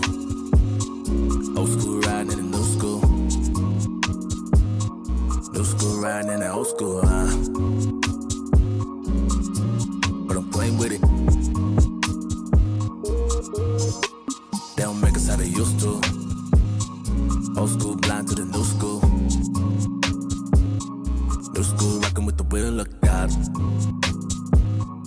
Seat back, trucking deuce. No, we don't get down how they used to, Why they gotta get in my lane, Straight is the way to the gate, in my lane. Why they gotta get in my lane, Straight is the way to the gate, in my lane. I'm gone, can't stick around for too long. I'm moving on. In my lane. I've been missing in action. In my lane. Trying my best to read my blame. English fleeing from sin. In my lane. I've been missing in action. In my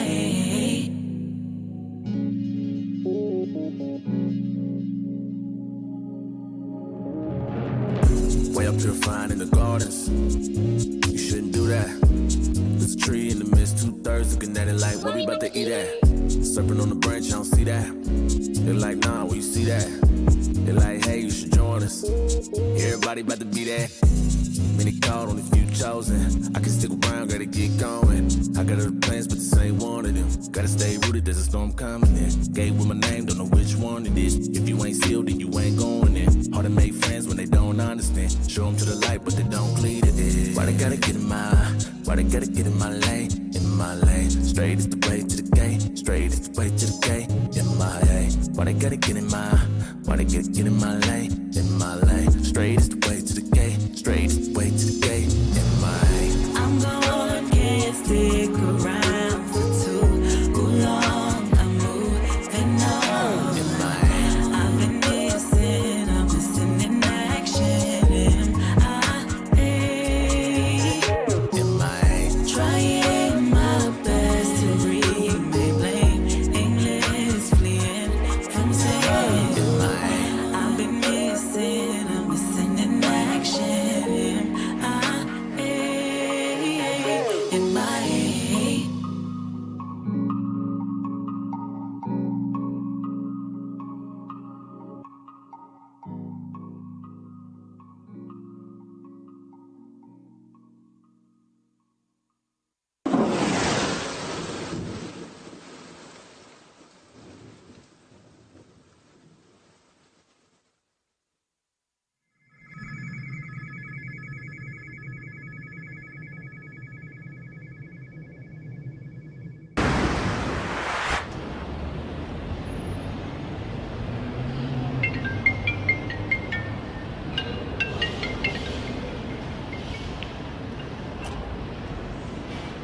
Hey, I got a mission for you.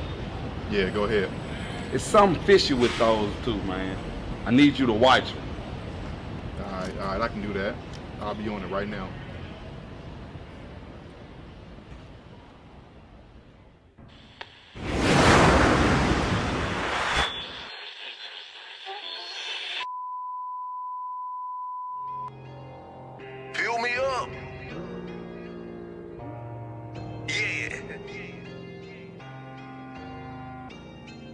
Mr. Israel, bring that fire out. Watching. Yeah, they watching, yeah, they watching. It's like a movie. Like a movie, like a movie. See us fall, see us hold out, but they can't move me.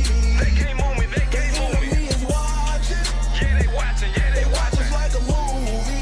Like a movie, like a movie. See us fall, see us hold out, but they can't move me. They can't move me, they can't move me. All praises to the Most High. That black Messiah got me reciting these scriptures. I'm spitting fury like a lighter. And he that say he know him but don't keep commandments is a liar. The truth is not in him, so throw him in that lake of fire. The devil's like a lion seeking whom he can devour. That's why I gotta keep the sword for every second of the hour. I stay strong in the Lord because this might give me power. That's why the enemy tuned in like they watching American Idol. I know they plotting this while I'm prepped for survival, because the awakening of my people is going viral. Just endure the times and await on his arrival, so you can truly find out we the real Jews of the Bible. They want to show, so I'ma give them something they can see. 144,000 being sealed off up in the streets. From New York to Chirac to Memphis, Tennessee. The devil trying, but you know he can't stop IUIC. Yeah, they watching, yeah, they watching. It's like a movie. Like a movie, like a movie. See us fall, see us hold out, but they can't move me. They can't move me, they can't move me. Enemy is watching. Yeah, they watching, yeah, they watching. It's like a movie. Like a movie, like a movie. See us fall, see us hold out, but they can't move me.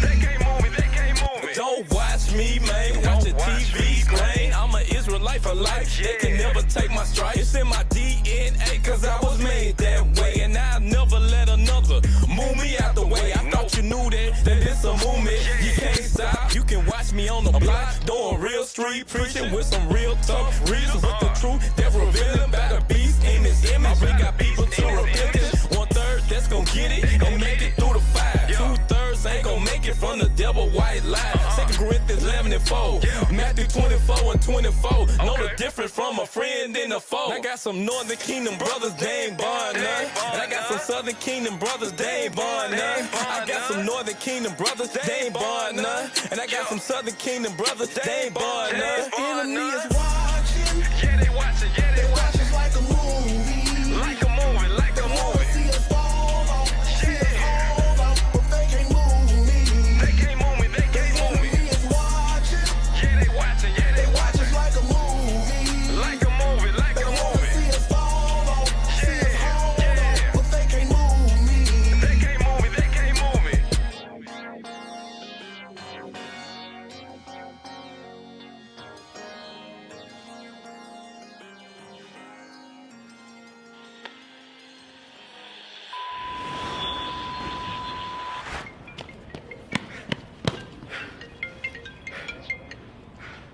Hey, Oh.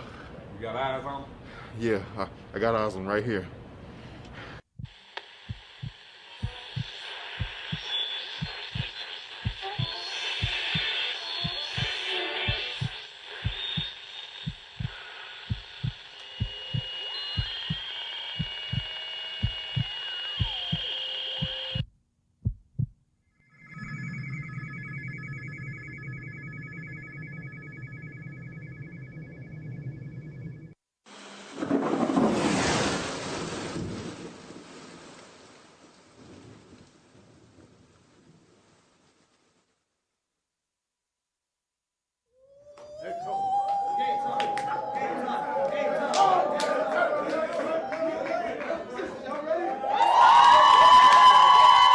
Man, it's a feast day, y'all. And here in Atlanta, we get our dance on. So here's the thing. We about to have the dance-off of all dance-offs, if you didn't know. But we got to go over the rules. You know what? There are no rules. No holds barred. So, brothers, are you ready? Always ready. Sisters, are you ready? Always ready! Hold on, Cap. There's some cheating going on here. Oh, man. Every year the brothers lose, so I need y'all to be on top of your game. Because you see the sister right here? I know she studied Soul Train back in the day. I know she did. You was either a dancer or you studied. They're all practicing. Right. But you brothers, you got some heavy hitters here. Come here, you. Bootsy Collins. Bootsy Collins. Them shoes you got on right now, you better dance your ass off. All right? So, brothers, let's do this thing. We ain't gonna lose.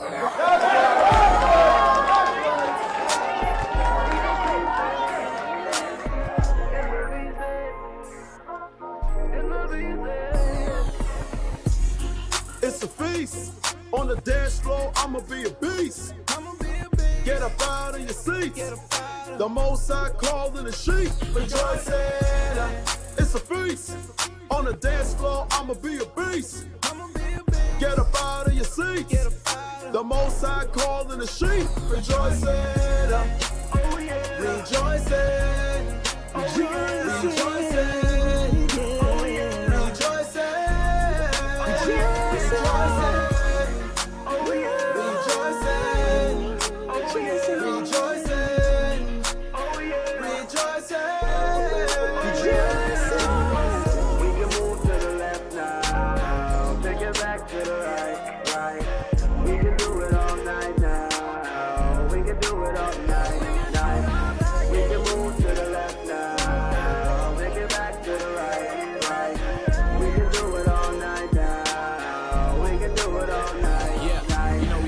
To the sun up, feast days coming. We gon' keep it going till the next one come up. Tell them not to run up. The most high God is keeping more than 100 big time, and he ain't baby, but he number one. I can't wait till the feast. Yeah. It's been a long week, yeah. I need a release from this revolving door. So when they drop the beat, yeah, I'ma move my feet, yeah, yeah. I'ma do my dance, yeah. Yeah, you see my friends, yes. I've been waiting for this all week long. I've been waiting all week long. It's a feast. On the dance floor, I'ma be a beast. Get up out of your seats. The most I call in the sheep. Rejoicing. It's a feast. On the dance floor, I'ma be a beast. Get up out of your seats. The most I call in the sheep. Rejoicing. Brothers, y'all did y'all thing. Sisters, y'all did y'all thing too. Cap, no that didn't. They blow that suck. No, they did not. They did not do that thing. No, they did not. The sisters won a game.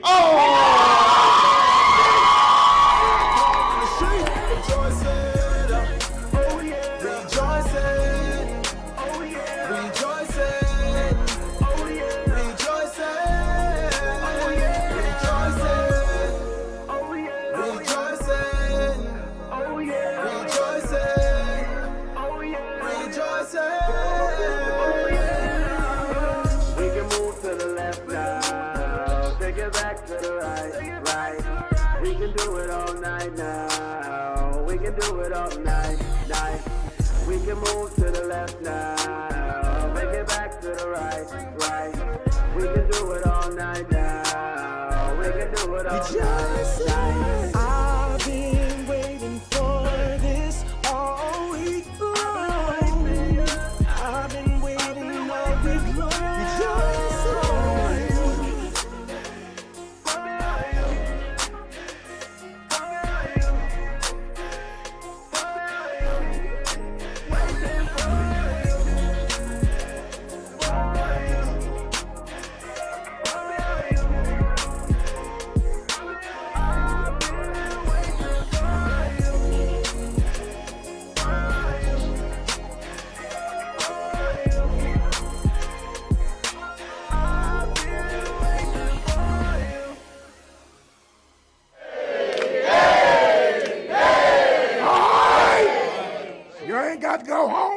But you got to get the hell up out of here. The hell wrong with you?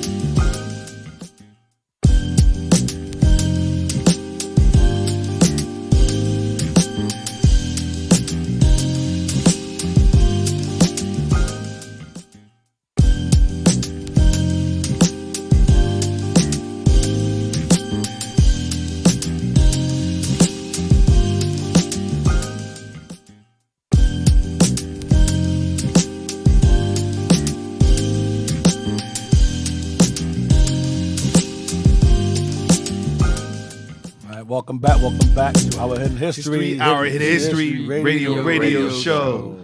I think you said, no, I said it right? No? You said it right. I don't know what's going on. Yeah. One more time. Nah, man.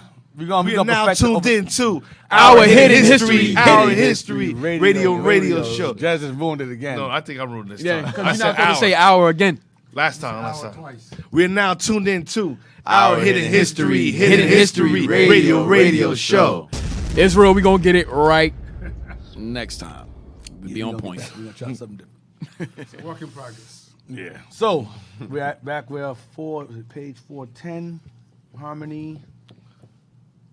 Give me that image of Spanish literature. Israel, let's make sure we get those likes up. Make sure that we get those likes up, okay? You sent that, Jess? Yes, sir, everything. I want the Spanish. We have 850 people literature. on. And those of you that put the dislike button, you're an idiot. Obviously, you don't like books. It is what it is. This is all books coming out, and these are your white scholars. Yeah, we didn't write these books, so if you just like it, you just like the fact that we had the information. You don't, or that we know it. I don't know what you're mad about. Deacon, this is literally these are their scholars with their books. This is real life. Maybe they Northern Kingdom and mad about the Spanish language. Yeah, I think that might be it. What you want us to tell you? We bringing out the history. Your mira is garbage. Yeah, I've been wanting to say that for a long time. Now that the cat's it's out garbage. The bag. No, but listen. Learn some English so we can conversate. Yeah. All that God is garbage. Hey, go to the it's page 7. Page 7. Sorry to burst your ignorant bubbles. Mm-hmm. Thank you, Deacon. You said it, so now it's I'm garbage. not painted as the bad guy. Yes. Let me see that. You know, they hold on to that too. Northern Kingdom? Yeah. Yo, they really cherish that language. Let's get those likes up. We have 511 likes, 854 watchers. Everybody hit the like button. Go to the other one. There's another one. Isn't it? That's it. It's a better one. Okay. It starts off with historical dates. Go back. If not here, I'll just send it again.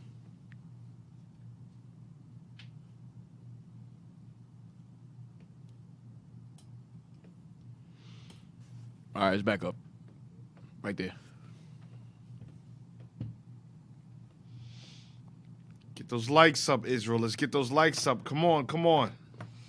Yeah, so we just finished going over how the Spanish language is nothing but garbage mingled together. Remnants of a Latin language that was eventually deteriorated as they suffered in the caves. So that's where it came from. Spanish, the language of the cave dwellers. Right, language of defeated Christians, pretty much. Spaniards. All right. Ready, D? Yeah, you can start from where you will start at. All right. In 711, Roderick rashly hazarded the fate of his Gothic and Christian empire. Right, so Roderick is the uncle of Pelayo. Go ahead.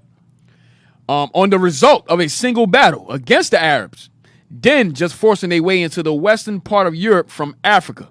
He failed, and the wild enthusiasm which marked the earliest age of the Mohammedan power achieved almost immediately the conquest of the whole of the country that was worth the price of a victory. Mm-hmm. The Christians, however, though overwhelmed, did not entirely yield it. On the contrary, many of them retreated before the fiery pursuit of their enemies and established themselves in the extreme northwestern portion of their native land, amidst the mountains and fastnesses of Biscay and Asturias. See? Mountains, go ahead. There, indeed, the purity of the Latin tongue, which they had spoken for so many ages, was finally lost through that neglect of its cultivation, which was a necessary consequence of the miseries that oppressed them. But still, with the spirit which so long sustained their forefathers against the power of Rome, and which has carried their descendants through a hardly less fierce contest against the power of France, they maintained to a remarkable degree their ancient manners and feelings, their religion, their laws, and their institutions, and separating themselves by an implicable. Hold on, so to a remarkable degree, their what? Their ancient what? Oh, to a remarkable degree, their ancient manners and feelings. So the behavior never changed. Despite their degraded and deteriorated status and condition, they maintain that same arrogance and pride, despite all of that. Go ahead. Their religion. Their Christianity, garbage. Their laws. And their institutions. And separated themselves by an inapplicable hatred from their Moorish invaders. They hated us. They all agreed that they hated us, the Negroes. Go ahead. They there in those rude mountains laid deep the foundation of a national character, of that character which have subsisted to our own times. That's it? Yes. So the point is that that Spanish language came from the time when they was in them caves. All right? That's where it came. You got something else you said to bring up? 341. Go to page 341. Yeah, something else you to bring up. Crazy, crazy, crazy.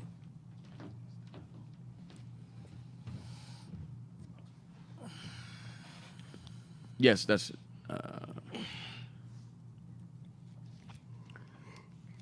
No, you go up, start at the second paragraph. What? While such. No. While such changes were going on in the Arabic of Spain, the Spanish language was being gradually formed among the Christians of the north. The basis of this was the corrupted Latin, which before the Visigothic invasion was a corrupted Latin, which what? Which before the Visigothic invasion had been spoken throughout Spain and had been largely adopted by these conquerors. First, a Roman rustic like that of southern France was formed. It owed little to the original dialects, somewhat to the German of the Goths, not much to the Basque, but received words from the numerous peoples who had at any time dwelt in Spain. The little band of Paleo had taken with it into the Asturias their religion, laws, customs, and modified Latin. Modified Latin. So it's basically revised Latin. That's it? Yes, sir, that's it. All right, so it's pretty much a mutt language. It's garbage. It's not the original Latin. It's a mixture. It's a mixed language now, Spanish. It's not even the Crown Spanish they speak over there in Spain isn't the original Latin. So now let's get Wikipedia Moors.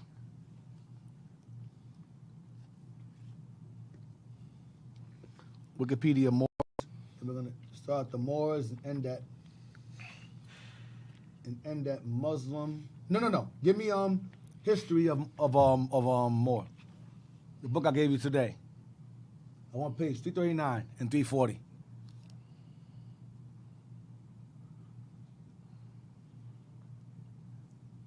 Page 339 and 340. And we're gonna start at I don't know where to start at. I don't know where I have that, but let's just read it. Yeah, I have a mark there. Go up. I have it marked right there. Yep.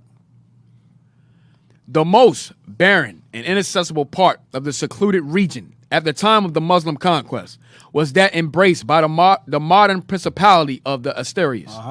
A formidable barrier of lofty peaks whose passes readily eluded the eye of the stranger, blocked the way of a hostile army. Right, mountain passes. Go ahead. Within this wall, a diversified landscape of mountain and valley presented itself with an occasional village whose huts clustered upon a hillside or straggling along some narrow ravine. We had that earlier. Narrow ravine. Go ahead. Indicated the presence of a settlement of shepherds or husbandmen.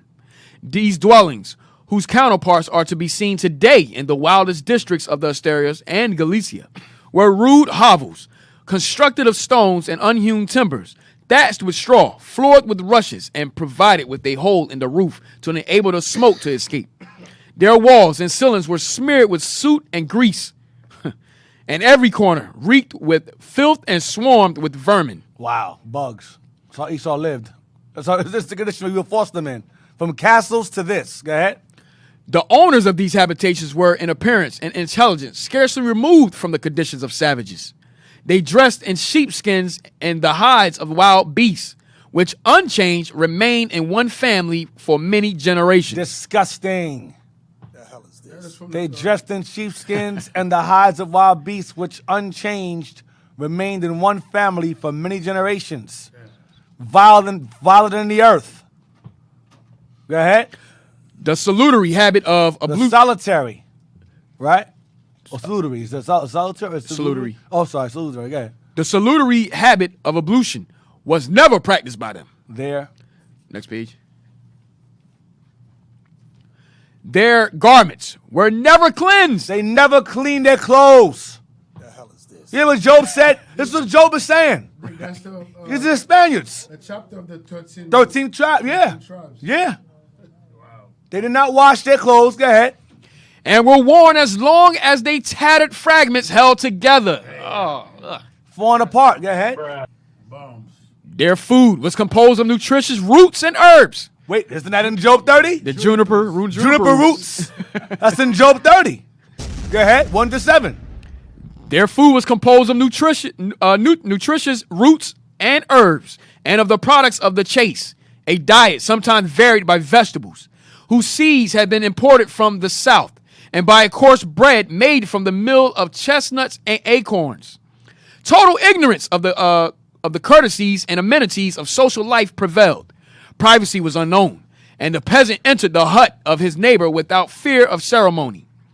An independent political organization existed in each of these communities, whose isolated situation, extreme poverty. Extreme what? Poverty. We are impoverished. Malachi 1. Go ahead. And primitive manners. And what? And primitive manners. Caveman. Go ahead. Dispense with the necessity for the complicated and expensive machinery of government. Right. So even though they were impoverished, they still had government. They still had authority and order among themselves in this disgusting manner that they lived. And I watched. They were disgusting. You know, it's funny because they like to say that we savage and we came from huts and lived in huts and so forth in Africa, but they were the ones that was doing these things. They were the savage and they were in the huts. Yep. Not watching them behind either, or in their clothes. Give Wikipedia Moors. Disgusting. And y'all want to save these people. Y'all want to save these nations. Okay. You want to go the Moors and that Muslim Europeans.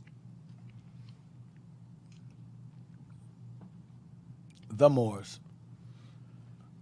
All right, Muslim Europeans. Okay, so go up to where it says the Moors. Or the term Moor, whatever. You stop from the top, right? That's the top, right? Yeah, stop from the top. The term Moor. The term Moor is an exonym first used by Christian Europeans to designate the Muslim inhabitants of the Maghreb. All right, of Mauritania, which would be the Barbary states, the Maghreb.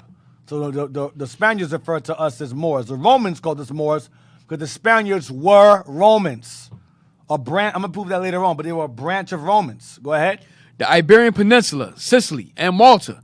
During the Middle Ages, the Moors initially were the indigenous Maghrebine Berbers. Wow. Read it again. The what? The Moors initially were the indigenous Maghrebine Berbers. So go up, Muslim inhabitants what? Of the Maghreb? I'm sorry. Europeans to designate the Muslim inhabitants of the Maghreb. The Iberian Peninsula, Spain, Sicily, South Italy, and Malta. During the Middle Ages, the Moors initially were the indigenous Maghrebine Berbers. You know what? Go up to the top again. I'm sorry. The term Moor, read it again. Right from the top. Yes, sir. One more time. The term Moor is an exonym first used by Christian Europeans to designate the Muslim inhabitants of the Maghreb. Okay, so the Christian Europeans referred to the Moors of or Muslim inhabitants of the Maghreb. Go ahead. The Iberian Peninsula, Spain, Sicily, and Malta during the Middle Ages. So the Israelites that inhabited these areas, the Spaniards called them Moors. These are all Israelites, the Muslim inhabitants, the Maghrebine people, the Iberian Peninsula, those in Sicily. Remember, that's Hannibal and them, the remainder of them. Right. Hannibal and them, the Phoenicians, that's us there. Malta's an island of Malta. Hold on. I went over that before, I think, Malta. Yes, sir. Hold on, let's see where it is. Is it the same? See something. Malta, Melita. Is it the same thing where Paul went to at the plain place? Hold on.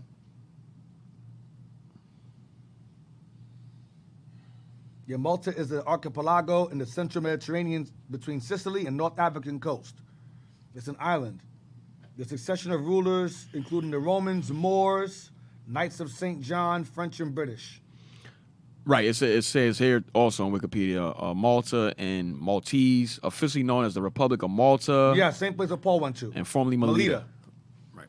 You read Acts. You read the book of Acts. Paul visited this island and found the barbarians there. That was the Berbers there. That's who Paul encountered. So Paul traveled here to Malta, or the island of Malta. Okay. Make sure history. Yep, Phoenicians colonized Malta between 800 700, bringing their Semitic language and culture. It says the successors in trade here, the Carthaginians, were ousted out of that island by the Romans. Yep, same place.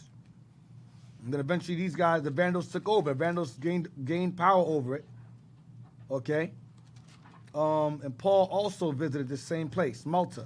So the Moors gained, so the Christian Edomites pretty much refer to the Moors, that refer to those Negroes as Moors that lived in the Maghreb, which is the Barbary states, Spain, Iberian Peninsula, Sicily, South Italy, and island of Malta. Right. Moors resided in all these areas, based upon the time of Hannibal up until the Dark Middle Ages. Go ahead, read on. The Moors initially were the indigenous Maghrebin Berbers. The name was later also applied to Arabs and Arabized Iberians. And Arabized what? Iberians. Arabized Spaniards.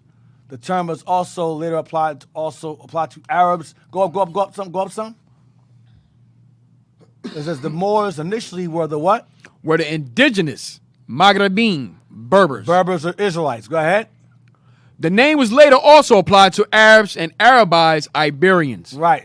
So the name was later applied to Arabs. Because the Arabs, remember, the Arabs eventually sold us out of that land along with the Portuguese. And now the white man, now the Arabs there are referred to today as Moors, or Arabized Iberians, Arabized Latin, Muslimized Spaniards. All right. So now we're gonna stop at Muslim Europeans. Keep going. Moors are not a distinct or self-defined people. The 1911 Encyclopedia Britannica observed that the term Moors has no real ethnological value. Europeans of the Middle Ages and the early modern period variously applied the name to Arabs, North African Berbers, Israelites, as well as Muslim Europeans. As well as Muslim Europeans. Okay? Give me Mozarabs. Wikipedia, Mozarabs. Mozarabs. Mozarabs.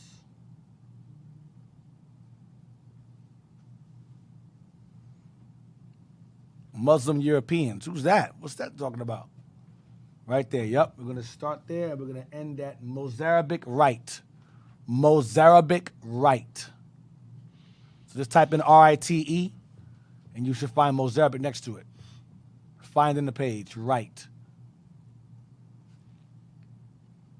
Are you ready, Dick? No, let me make sure I find it first. Mozarabic Rite. So find in page. Just type in Rite. No, not right. It's R-I-T-E. Right. R-I-T-E, not that right. R-I-T-E. There it is. There it goes. It should end there, though. It should end. It did. It did? I seen it. It's above, right? Yes, sir. Type it in again. Come on, brothers. Right there. Right there, right. Okay, so go up to the top. From the top and the Mozarabic Rite. The Mozarabs, Spanish, Mozarabs, Portuguese, Catalan, Mozarabs from Arabic, Romanized Mustarab, Arabized is a modern historical term for the Iberian Christians who lived under Muslim rule in Al-Andalus. So these are Edomite or Christians that converted to Islam.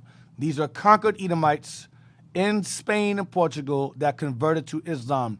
They were referred to as Mozarabs or Muslim Europeans. Okay, go ahead. In modern historical term for the Iberian Christians who live under Muslim rule in Al-Andalus, following the conquest of the Christian Visigothic kingdom by the Umayyad Caliphate. So these are Visigothic Muslims. These are Edomite Muslims, Visigothic Muslims. Go ahead. By the Umayyad Caliphate. Although their descendants remained unconverted to Islam, they were mostly fluent in Arabic and adopted elements of Arabic culture. They were fluent. That's why, and a lot of them that fled, a lot of them ran into the mountains and began to speak that form of Arabic to their brothers in the mountains. It merged together. So you have Arabic words in the Spanish language like El, El means the in Spanish. It's also El Ibn and so forth. You have remnants of Spanish, of Arabic in the Spanish language, because they spoke a bit of Arabic and Latin mingled together. That's how Spanish was formed. Go ahead. The local Romance vernaculars, heavily permeated by Arabic and spoken by Christians and Muslims alike, have also come to be known as the Mozarabic language. Mozarabs were mostly Roman Catholics of the Visigothic or Mozarabic rite. Right, so these are Mozarabs were Visigothic Muslims, Edomites that were converted to Islam. Okay, keep that in mind. So now, get Matthew 12 and 25. No, give me Wikipedia Maghreb. Wikipedia the Maghreb.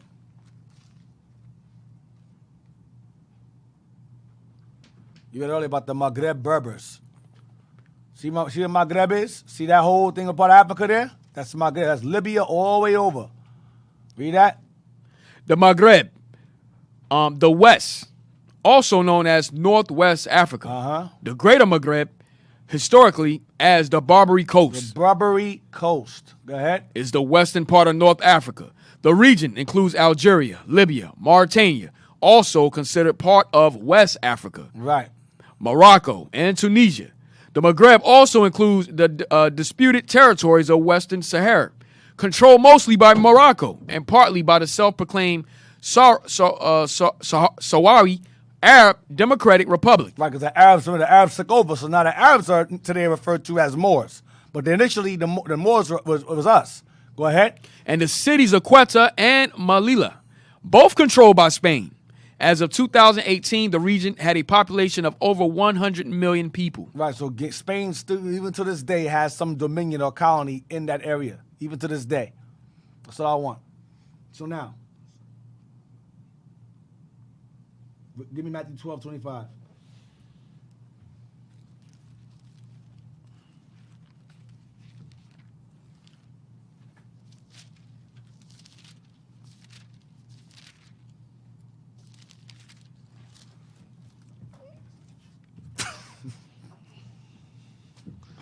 You all right, Cat? You okay? Yeah, I'm good, D. You're going to be all right, man. Matthew 12, verse 25. And Go ahead. And Jesus knew their thoughts and said unto them, every kingdom divided against itself is brought to desolation. And every city or house divided against itself shall not stand. So when you have a kingdom that divides against itself, it cannot stand. It will not stand. All right? So now, let's get, keep that in mind. Let's get Volume 2, Conquest, Volume 2. I want page 199.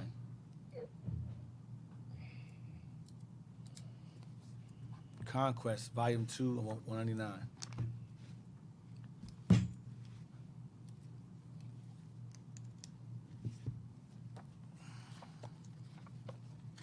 That's it. Yep. Yeah. We're going to start at When After and end at 202, 55 years. Go ahead. All right. After being magnificently entertained at Seville. No, when after. When after? Yeah, when after. When and after bottom. When after travel. Oh, go to the bottom. When, after traveling through his dominions in Africa, Yusuf returned to join his army in Spain. It was with the full purpose to occupy the country and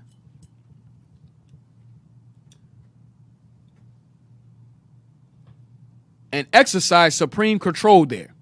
He will resist the Christian advance by uniting and commanding the Muslim. If the Muslim resisted, he would chastise them into submission. Meantime, his armies had been making conquests in Galicia. In the year 1090, he laid a vigorous siege to Toledo, the newly conquered capital and court of the Christian king, but his efforts were unequal to its capture. Yeah, Yusuf was a Muslim, a sultan. He was a Muslim named Yusuf. Yusuf has now assumed the title of Amir al-Mu'min, or the commander of the faithful, equivalent to caliph or sultan. He was a caliph. This Yusuf is a Muslim here, Arab. All right, trying to take over. It says, what is that?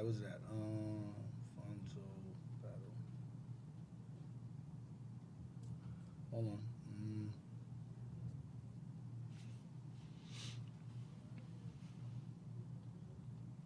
No, read from after being magnificently. Let's go back up. Go back up and go up on page 199. Go to after being magnificently entertained at Seville. After being magnificently, I'm not sure if Yusuf is Jake. I think he's Jake. He was Jake. This is Jake here, right? Yes, sir. Jake. He was Jake. This is Jake here. Yusuf. He came from Mauritania. Yes, this is Jake, our brother from the Maghreb. Watch this. After being magnificently entertained at Seville, Yusuf made preparations to return to Africa. That's where he's from. Go ahead. But it soon became evident that the mighty host he had brought over, like Andalus, better than Africa. So his army, this is our brother, conquered Spain, and his army liked Spain better than Africa. So we're going to stay here. We ain't going to know. We're going to stay here. That's what Israel does. We go somewhere, we find it, and we stay. So that's what happened here. Watch this. And had no disposition to go back. His movements were quickened when, in the height of the general rejoicing, he received intelligence of the death of his son, Abu Bakr, at Morocco. This gave him an excuse for hurrying over in person and leaving for the time his army in Spain to pursue their victory over the Christian by vigorous advance and the recapture of the towns on the frontiers of Galicia. Thus, history repeated itself, and the Almoravids became masters of Muslim Spain. So the Almoravids, keep that in mind. The Almoravids became masters of Muslim Spain. These are different Muslim regimes or empires that gained. You had the Almohad and you had the Almoravids. All right, so at this point, the Almoravids gained control. I'm gonna get into that Lord's will next week. Go ahead. The narrative of the exploits and successes of the Almoravids in Spain is long and interesting, but the details will be out of place in this history. They formed a part of the Reconquest and present another form of a part of the Reconquest and present another illustration that a house divided against itself cannot stand. A few more words will complete our abstract. Because you had Israelite brothers, both Muslims, and what ended up happening was we were fighting amongst each other. So you had the Almohads and you had the Almoravids, two different Israelites. You had Israelites, of course, that once we gained. Remember earlier I showed y'all that the majority of warriors of the Islamic army were Israelites. So what ended up happening was we're all Muslim, and you had some ideologies. Some felt that we were more. Some felt that they were more devout than others.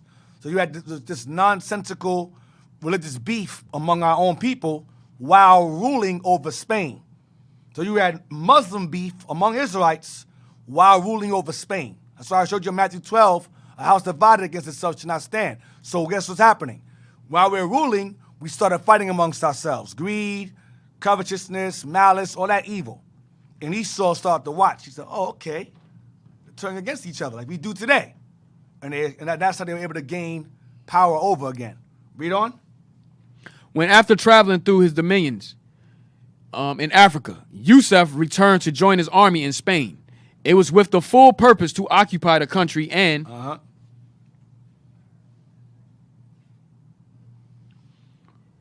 exercise supreme control. He will resist the Christian advance by uniting and commanding the Muslim. If the Muslim resisted, he would chastise them into submission. Meantime, his armies had been making conquests in Galicia. In the year 1090, he laid a vigorous siege to Toledo, the newly conquered capital and court of the Christian king, but his efforts were unequal to his capture. He had sent word to Abdullah ibn Bakan, the Zerite king of Granada, to join him with his forces. Right, so this is Israel again. So this right now, this is the Almoravid ruling right now. This is the Almoravid ruling over Spain right now. He's part of that section. He's part of that, I'll say, sect. The Almoravids. Go ahead. To join him with his forces, and on his neglect to do so, Yusuf penetrated to his capital, made him prisoner, and seizing his treasures, sent him in irons to Agmat. Then the decree went forth, and his generals set out to conquer the whole of Andalus. This is us pretty much conquering and spreading our dominion over Spain further and further, and we're pushing Esau further and further into the mountains. This is happening right now. This is the rise of us. Go ahead. Valencia, Badajoz, and Cordova fell one by one into his hands. It took over. Go ahead. And last, he turned against Seville, his former ally, and besieged Al-Mutumat in his capital. It is significant of the situation that the king of Seville was now reduced to ask the aid of the Christian king against Yusuf. Stop. So now what you have here is you have Muslims ruling over certain areas. And then you had, this is a Christian king against Yusuf. Keep going. In spite of a diversion in his favor by Alfonso, which was checked by a detachment sent for that purpose, Seville was captured and Al-Mutamid made prisoner. He was sent to Africa, where he died in captivity 4 years afterwards. And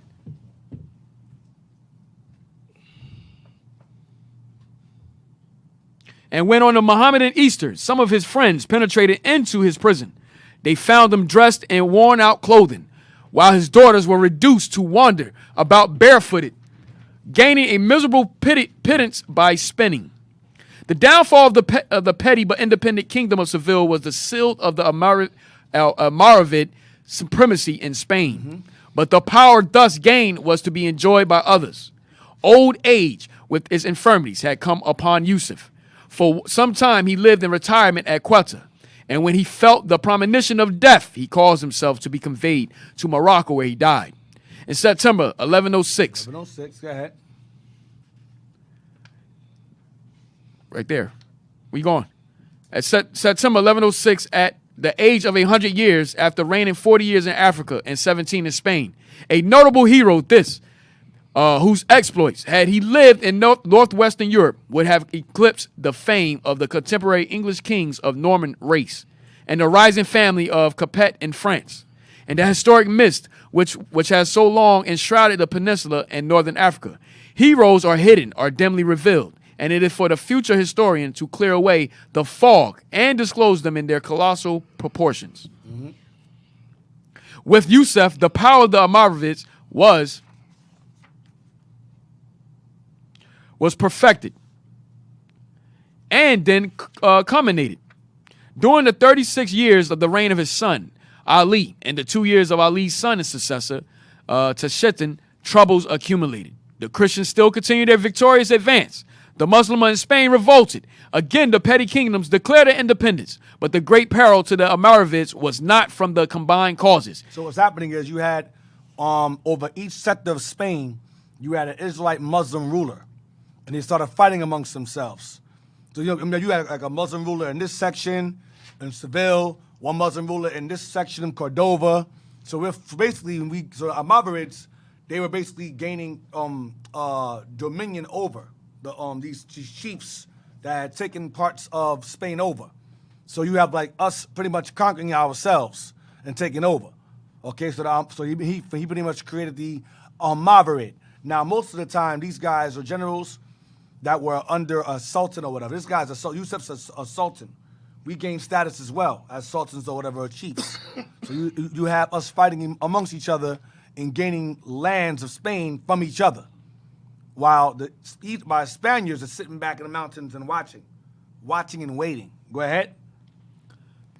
Africans were to conquer Africans and struggle with each other for the occupancy of Muslim Spain. See? Africans or Israelites were to conquer Africans, Israelites, and struggle with each other for the occupancy of Muslim Spain. We were fighting amongst ourselves, and Esau sitting back, watching, waiting. They're fighting each other. Remember, we came in united. Then we got power, we got hungry, we started getting greedy. Right. And stupid and selfish. Go ahead. From the coming of Yusuf Ibn Tashifin in 1092. There had been 4 commanders of the Almoravids in Spain, and their dominion extended to 1147, a period of 55 years. So under Yusuf, Israel, he pretty much extended the Almoravid dynasty over Spain. There had 4 commanders under him. All right? So now, because remember, he came there to conquer and go back home to Africa. But his men said, nah, we're going to stay here. We're going to stay here. And then his men started being disrespectful. He had to come and chastise them and check them because his son died. He went back home as Africa to deal with his son, then come back to Spain and check his own men because they got selfish and greedy. So now you got us fighting each other now. And remember, the conquered Spaniards are sitting back, watching, waiting. So that was 202. Let's go to 2. That goes back to we will rebuild the desolate places. We're leading into that now. We will rebuild. We will rebuild the desolate places. Go to page 228. And we're going to end at their cells. And Esau, you can see the way the SPLC or any Edomite organization such as the FBI moves. They always try to cause or spread dissension amongst the group because they see, okay, they studied us how we operated in the past and what's our greatest downfall. And that's the lack of unity. That's why all throughout the Bible says, gather yourselves together, unify under one government. That's why whether it be under the Moorish Empire, anytime there's different philosophies in the mix, there's always confusion and dissension. You cannot have different. That's why the scripture says, can 2 walk together unless they agree? Yes. It does not work. And that's why Esau conquered and divided us. Conquers through language. You're going to get this group, you're going to get that group. That's why you also have the Balfour Declaration. In the conference, when they split Africa, they said, this empire, you're going to get this part of Africa. You're going to get the west part of Africa. You're going to get Central Africa. You're going to get South Africa. You're going to get East Africa. Why? Because you're going to be divided with this religion. You're going to be divided with this language. And that's why there's, even with the tribes. Yes. They perfectly divided and conquered, even to the point that you're in the same land and we're fighting within the same land because it's tribalism, where that stuff did not exist.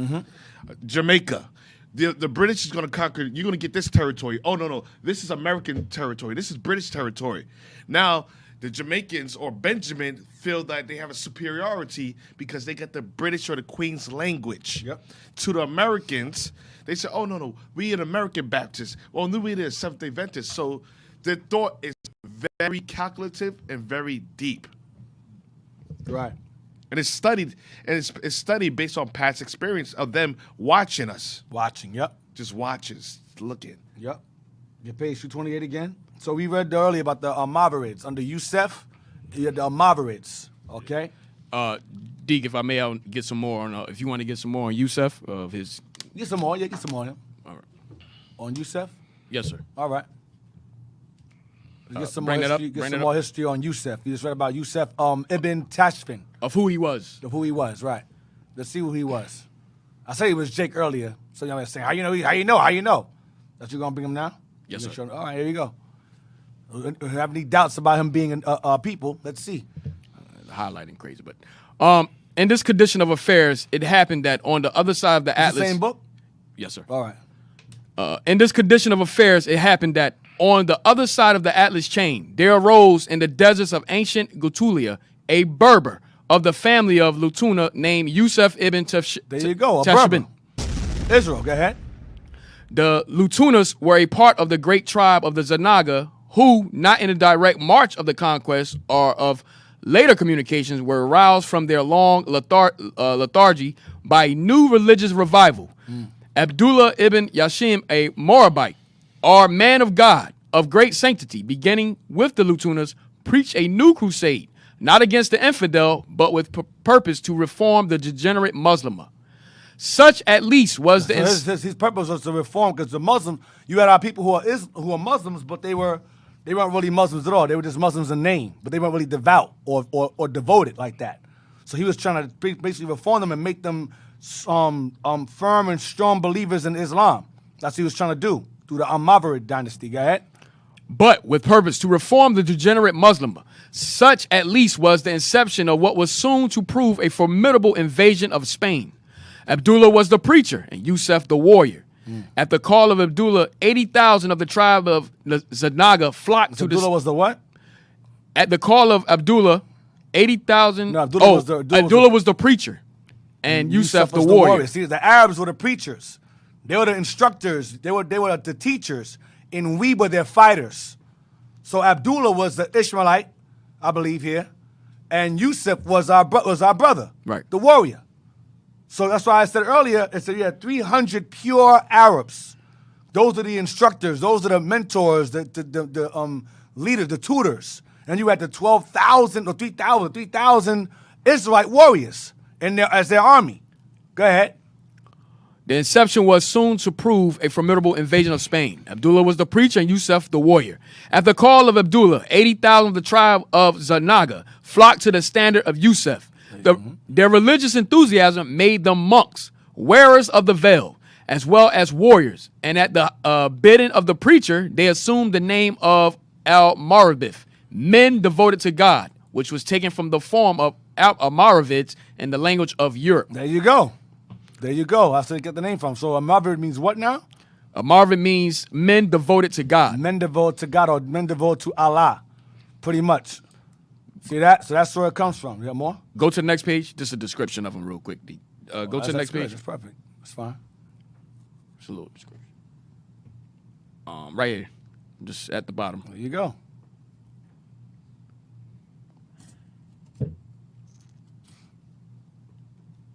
All right. Blow it up. I know where Marvid comes from. Men of God. All right. This is still on Yusuf. It says the Arabian chroniclers have given us the details of his personality, and as he was the most prominent figure in the events soon to follow, we may dwell for a moment upon their portraiture. Not noble by birth, nor honored by fortuitous station, he had the gift, so rare in history, of exciting, marshaling, and governing vast numbers of men and leading them to great achievements. He's very charismatic as a leader. Natural born leader. Go ahead. His description by eyewitnesses of his exploits help us to understand the history. He was a tall, thin man of clear brown complexion. Wow, okay. Claro Moreno. Claro Moreno. Clear brown complexion. With what? With piercing, probably piercing eyes. Yeah, right. That's piercing eyes. But tall, thin man, tall with clear brown complexion. He was a black man. All right? Tall, thin man, black complexion. All praise to the Lord. All right. All praises. Good. We're almost done. Give me, we almost there. We're going to end that. Go to page 228 again. What page is that? What volume was that? I'll give it to you. The same book? Yes, sir. Give me page 228. Page 228. The Almohades, their origin, successes, and final overthrow. Yeah, the Almohads, their origin, successes, and final overthrow. So after the Almoravids, you have the Almohads. Go ahead. We reach in the current of history what is called by the Mohammedan writers the Second Civil War. Second Civil War. Black on blacks again. Simple as hell, man. Go ahead. Which grew out of the sudden rise and rapid spread of a new party or people in Africa, announcing new views in religion and intending by their dissemination to prepare the way for military conquest. Similar causes to those which had produced the dynasty and dominion of the Almoravids in Africa and Spain gave spirit and form to the rising of the Almohads. Mm-hmm. It was a war of Africans against Africans. Here we go again. Nation divided against itself cannot stand. Go ahead. And the newcomers proclaimed themselves as enemies at once to the Christian infidels and to the perverted doctrine and evil lives of the Muslim who preceded them. Right, because they thought that their Islam was not good enough. These Muslims, so our Islam is better than your Islam. So they're overthrowing each other over stupidness. Go ahead. In the seething hive of Africa, a new swarm had been born and were ready to seek the brightest and richest land in which to build their cells. Read the next part. It was now the beginning. It was now the beginning of the 12th century, and Ali ibn Yusuf was emperor of Morocco and king of the Spanish Almoravids. Right, so that's all. Well, he was the emperor. That's all I want. We're going to have to stop there due to lack of time. So, hope y'all enjoyed this information. Hope you got some out of it. I'm going to mark this mark right here so I don't know where to start at next week. But, yeah, hope y'all enjoyed the information we brought out today. Shout outs to the IT team. All praise to the Lord for them. They did an excellent job today. Shout outs to the breakfast team. They did an excellent job. Breakfast is great as usual. And shout outs to you, to the viewers and those of you who've been watching and also giving donations. We thank you. Kat? Hey, Shalom Israel. All praises to Most High for Deke's class. Let's give him a hand. Make sure to follow the Our Hidden History Radio YouTube channel. And also follow our Philadelphia in the Classroom page for more information on the Indian slave trade as well. And Deacon's new radio show that was just posted. Deacon's new video. Oh, right. Oh, right. So if you go on the in the classroom, our Philadelphia in the Classroom page, we have a new radio show that was just posted from Deacon's Revive show. So if you missed that during the week, make sure you check that out. Also, if you want to send in any donations for the Our Hidden History radio show for the book fund as well, you can send it in at iuic.newjersey@israelunite.org, and also donate to the Booster Club at iuic.fundraising@israelunite.org. I think that's it. All praises. All praises. All right, so hope y'all enjoyed the show. We'll see y'all next week for chapter 23, right? Yes, sir. Chapter 23. All right. With that we say shalom. Most High Christ bless. Most High Christ bless.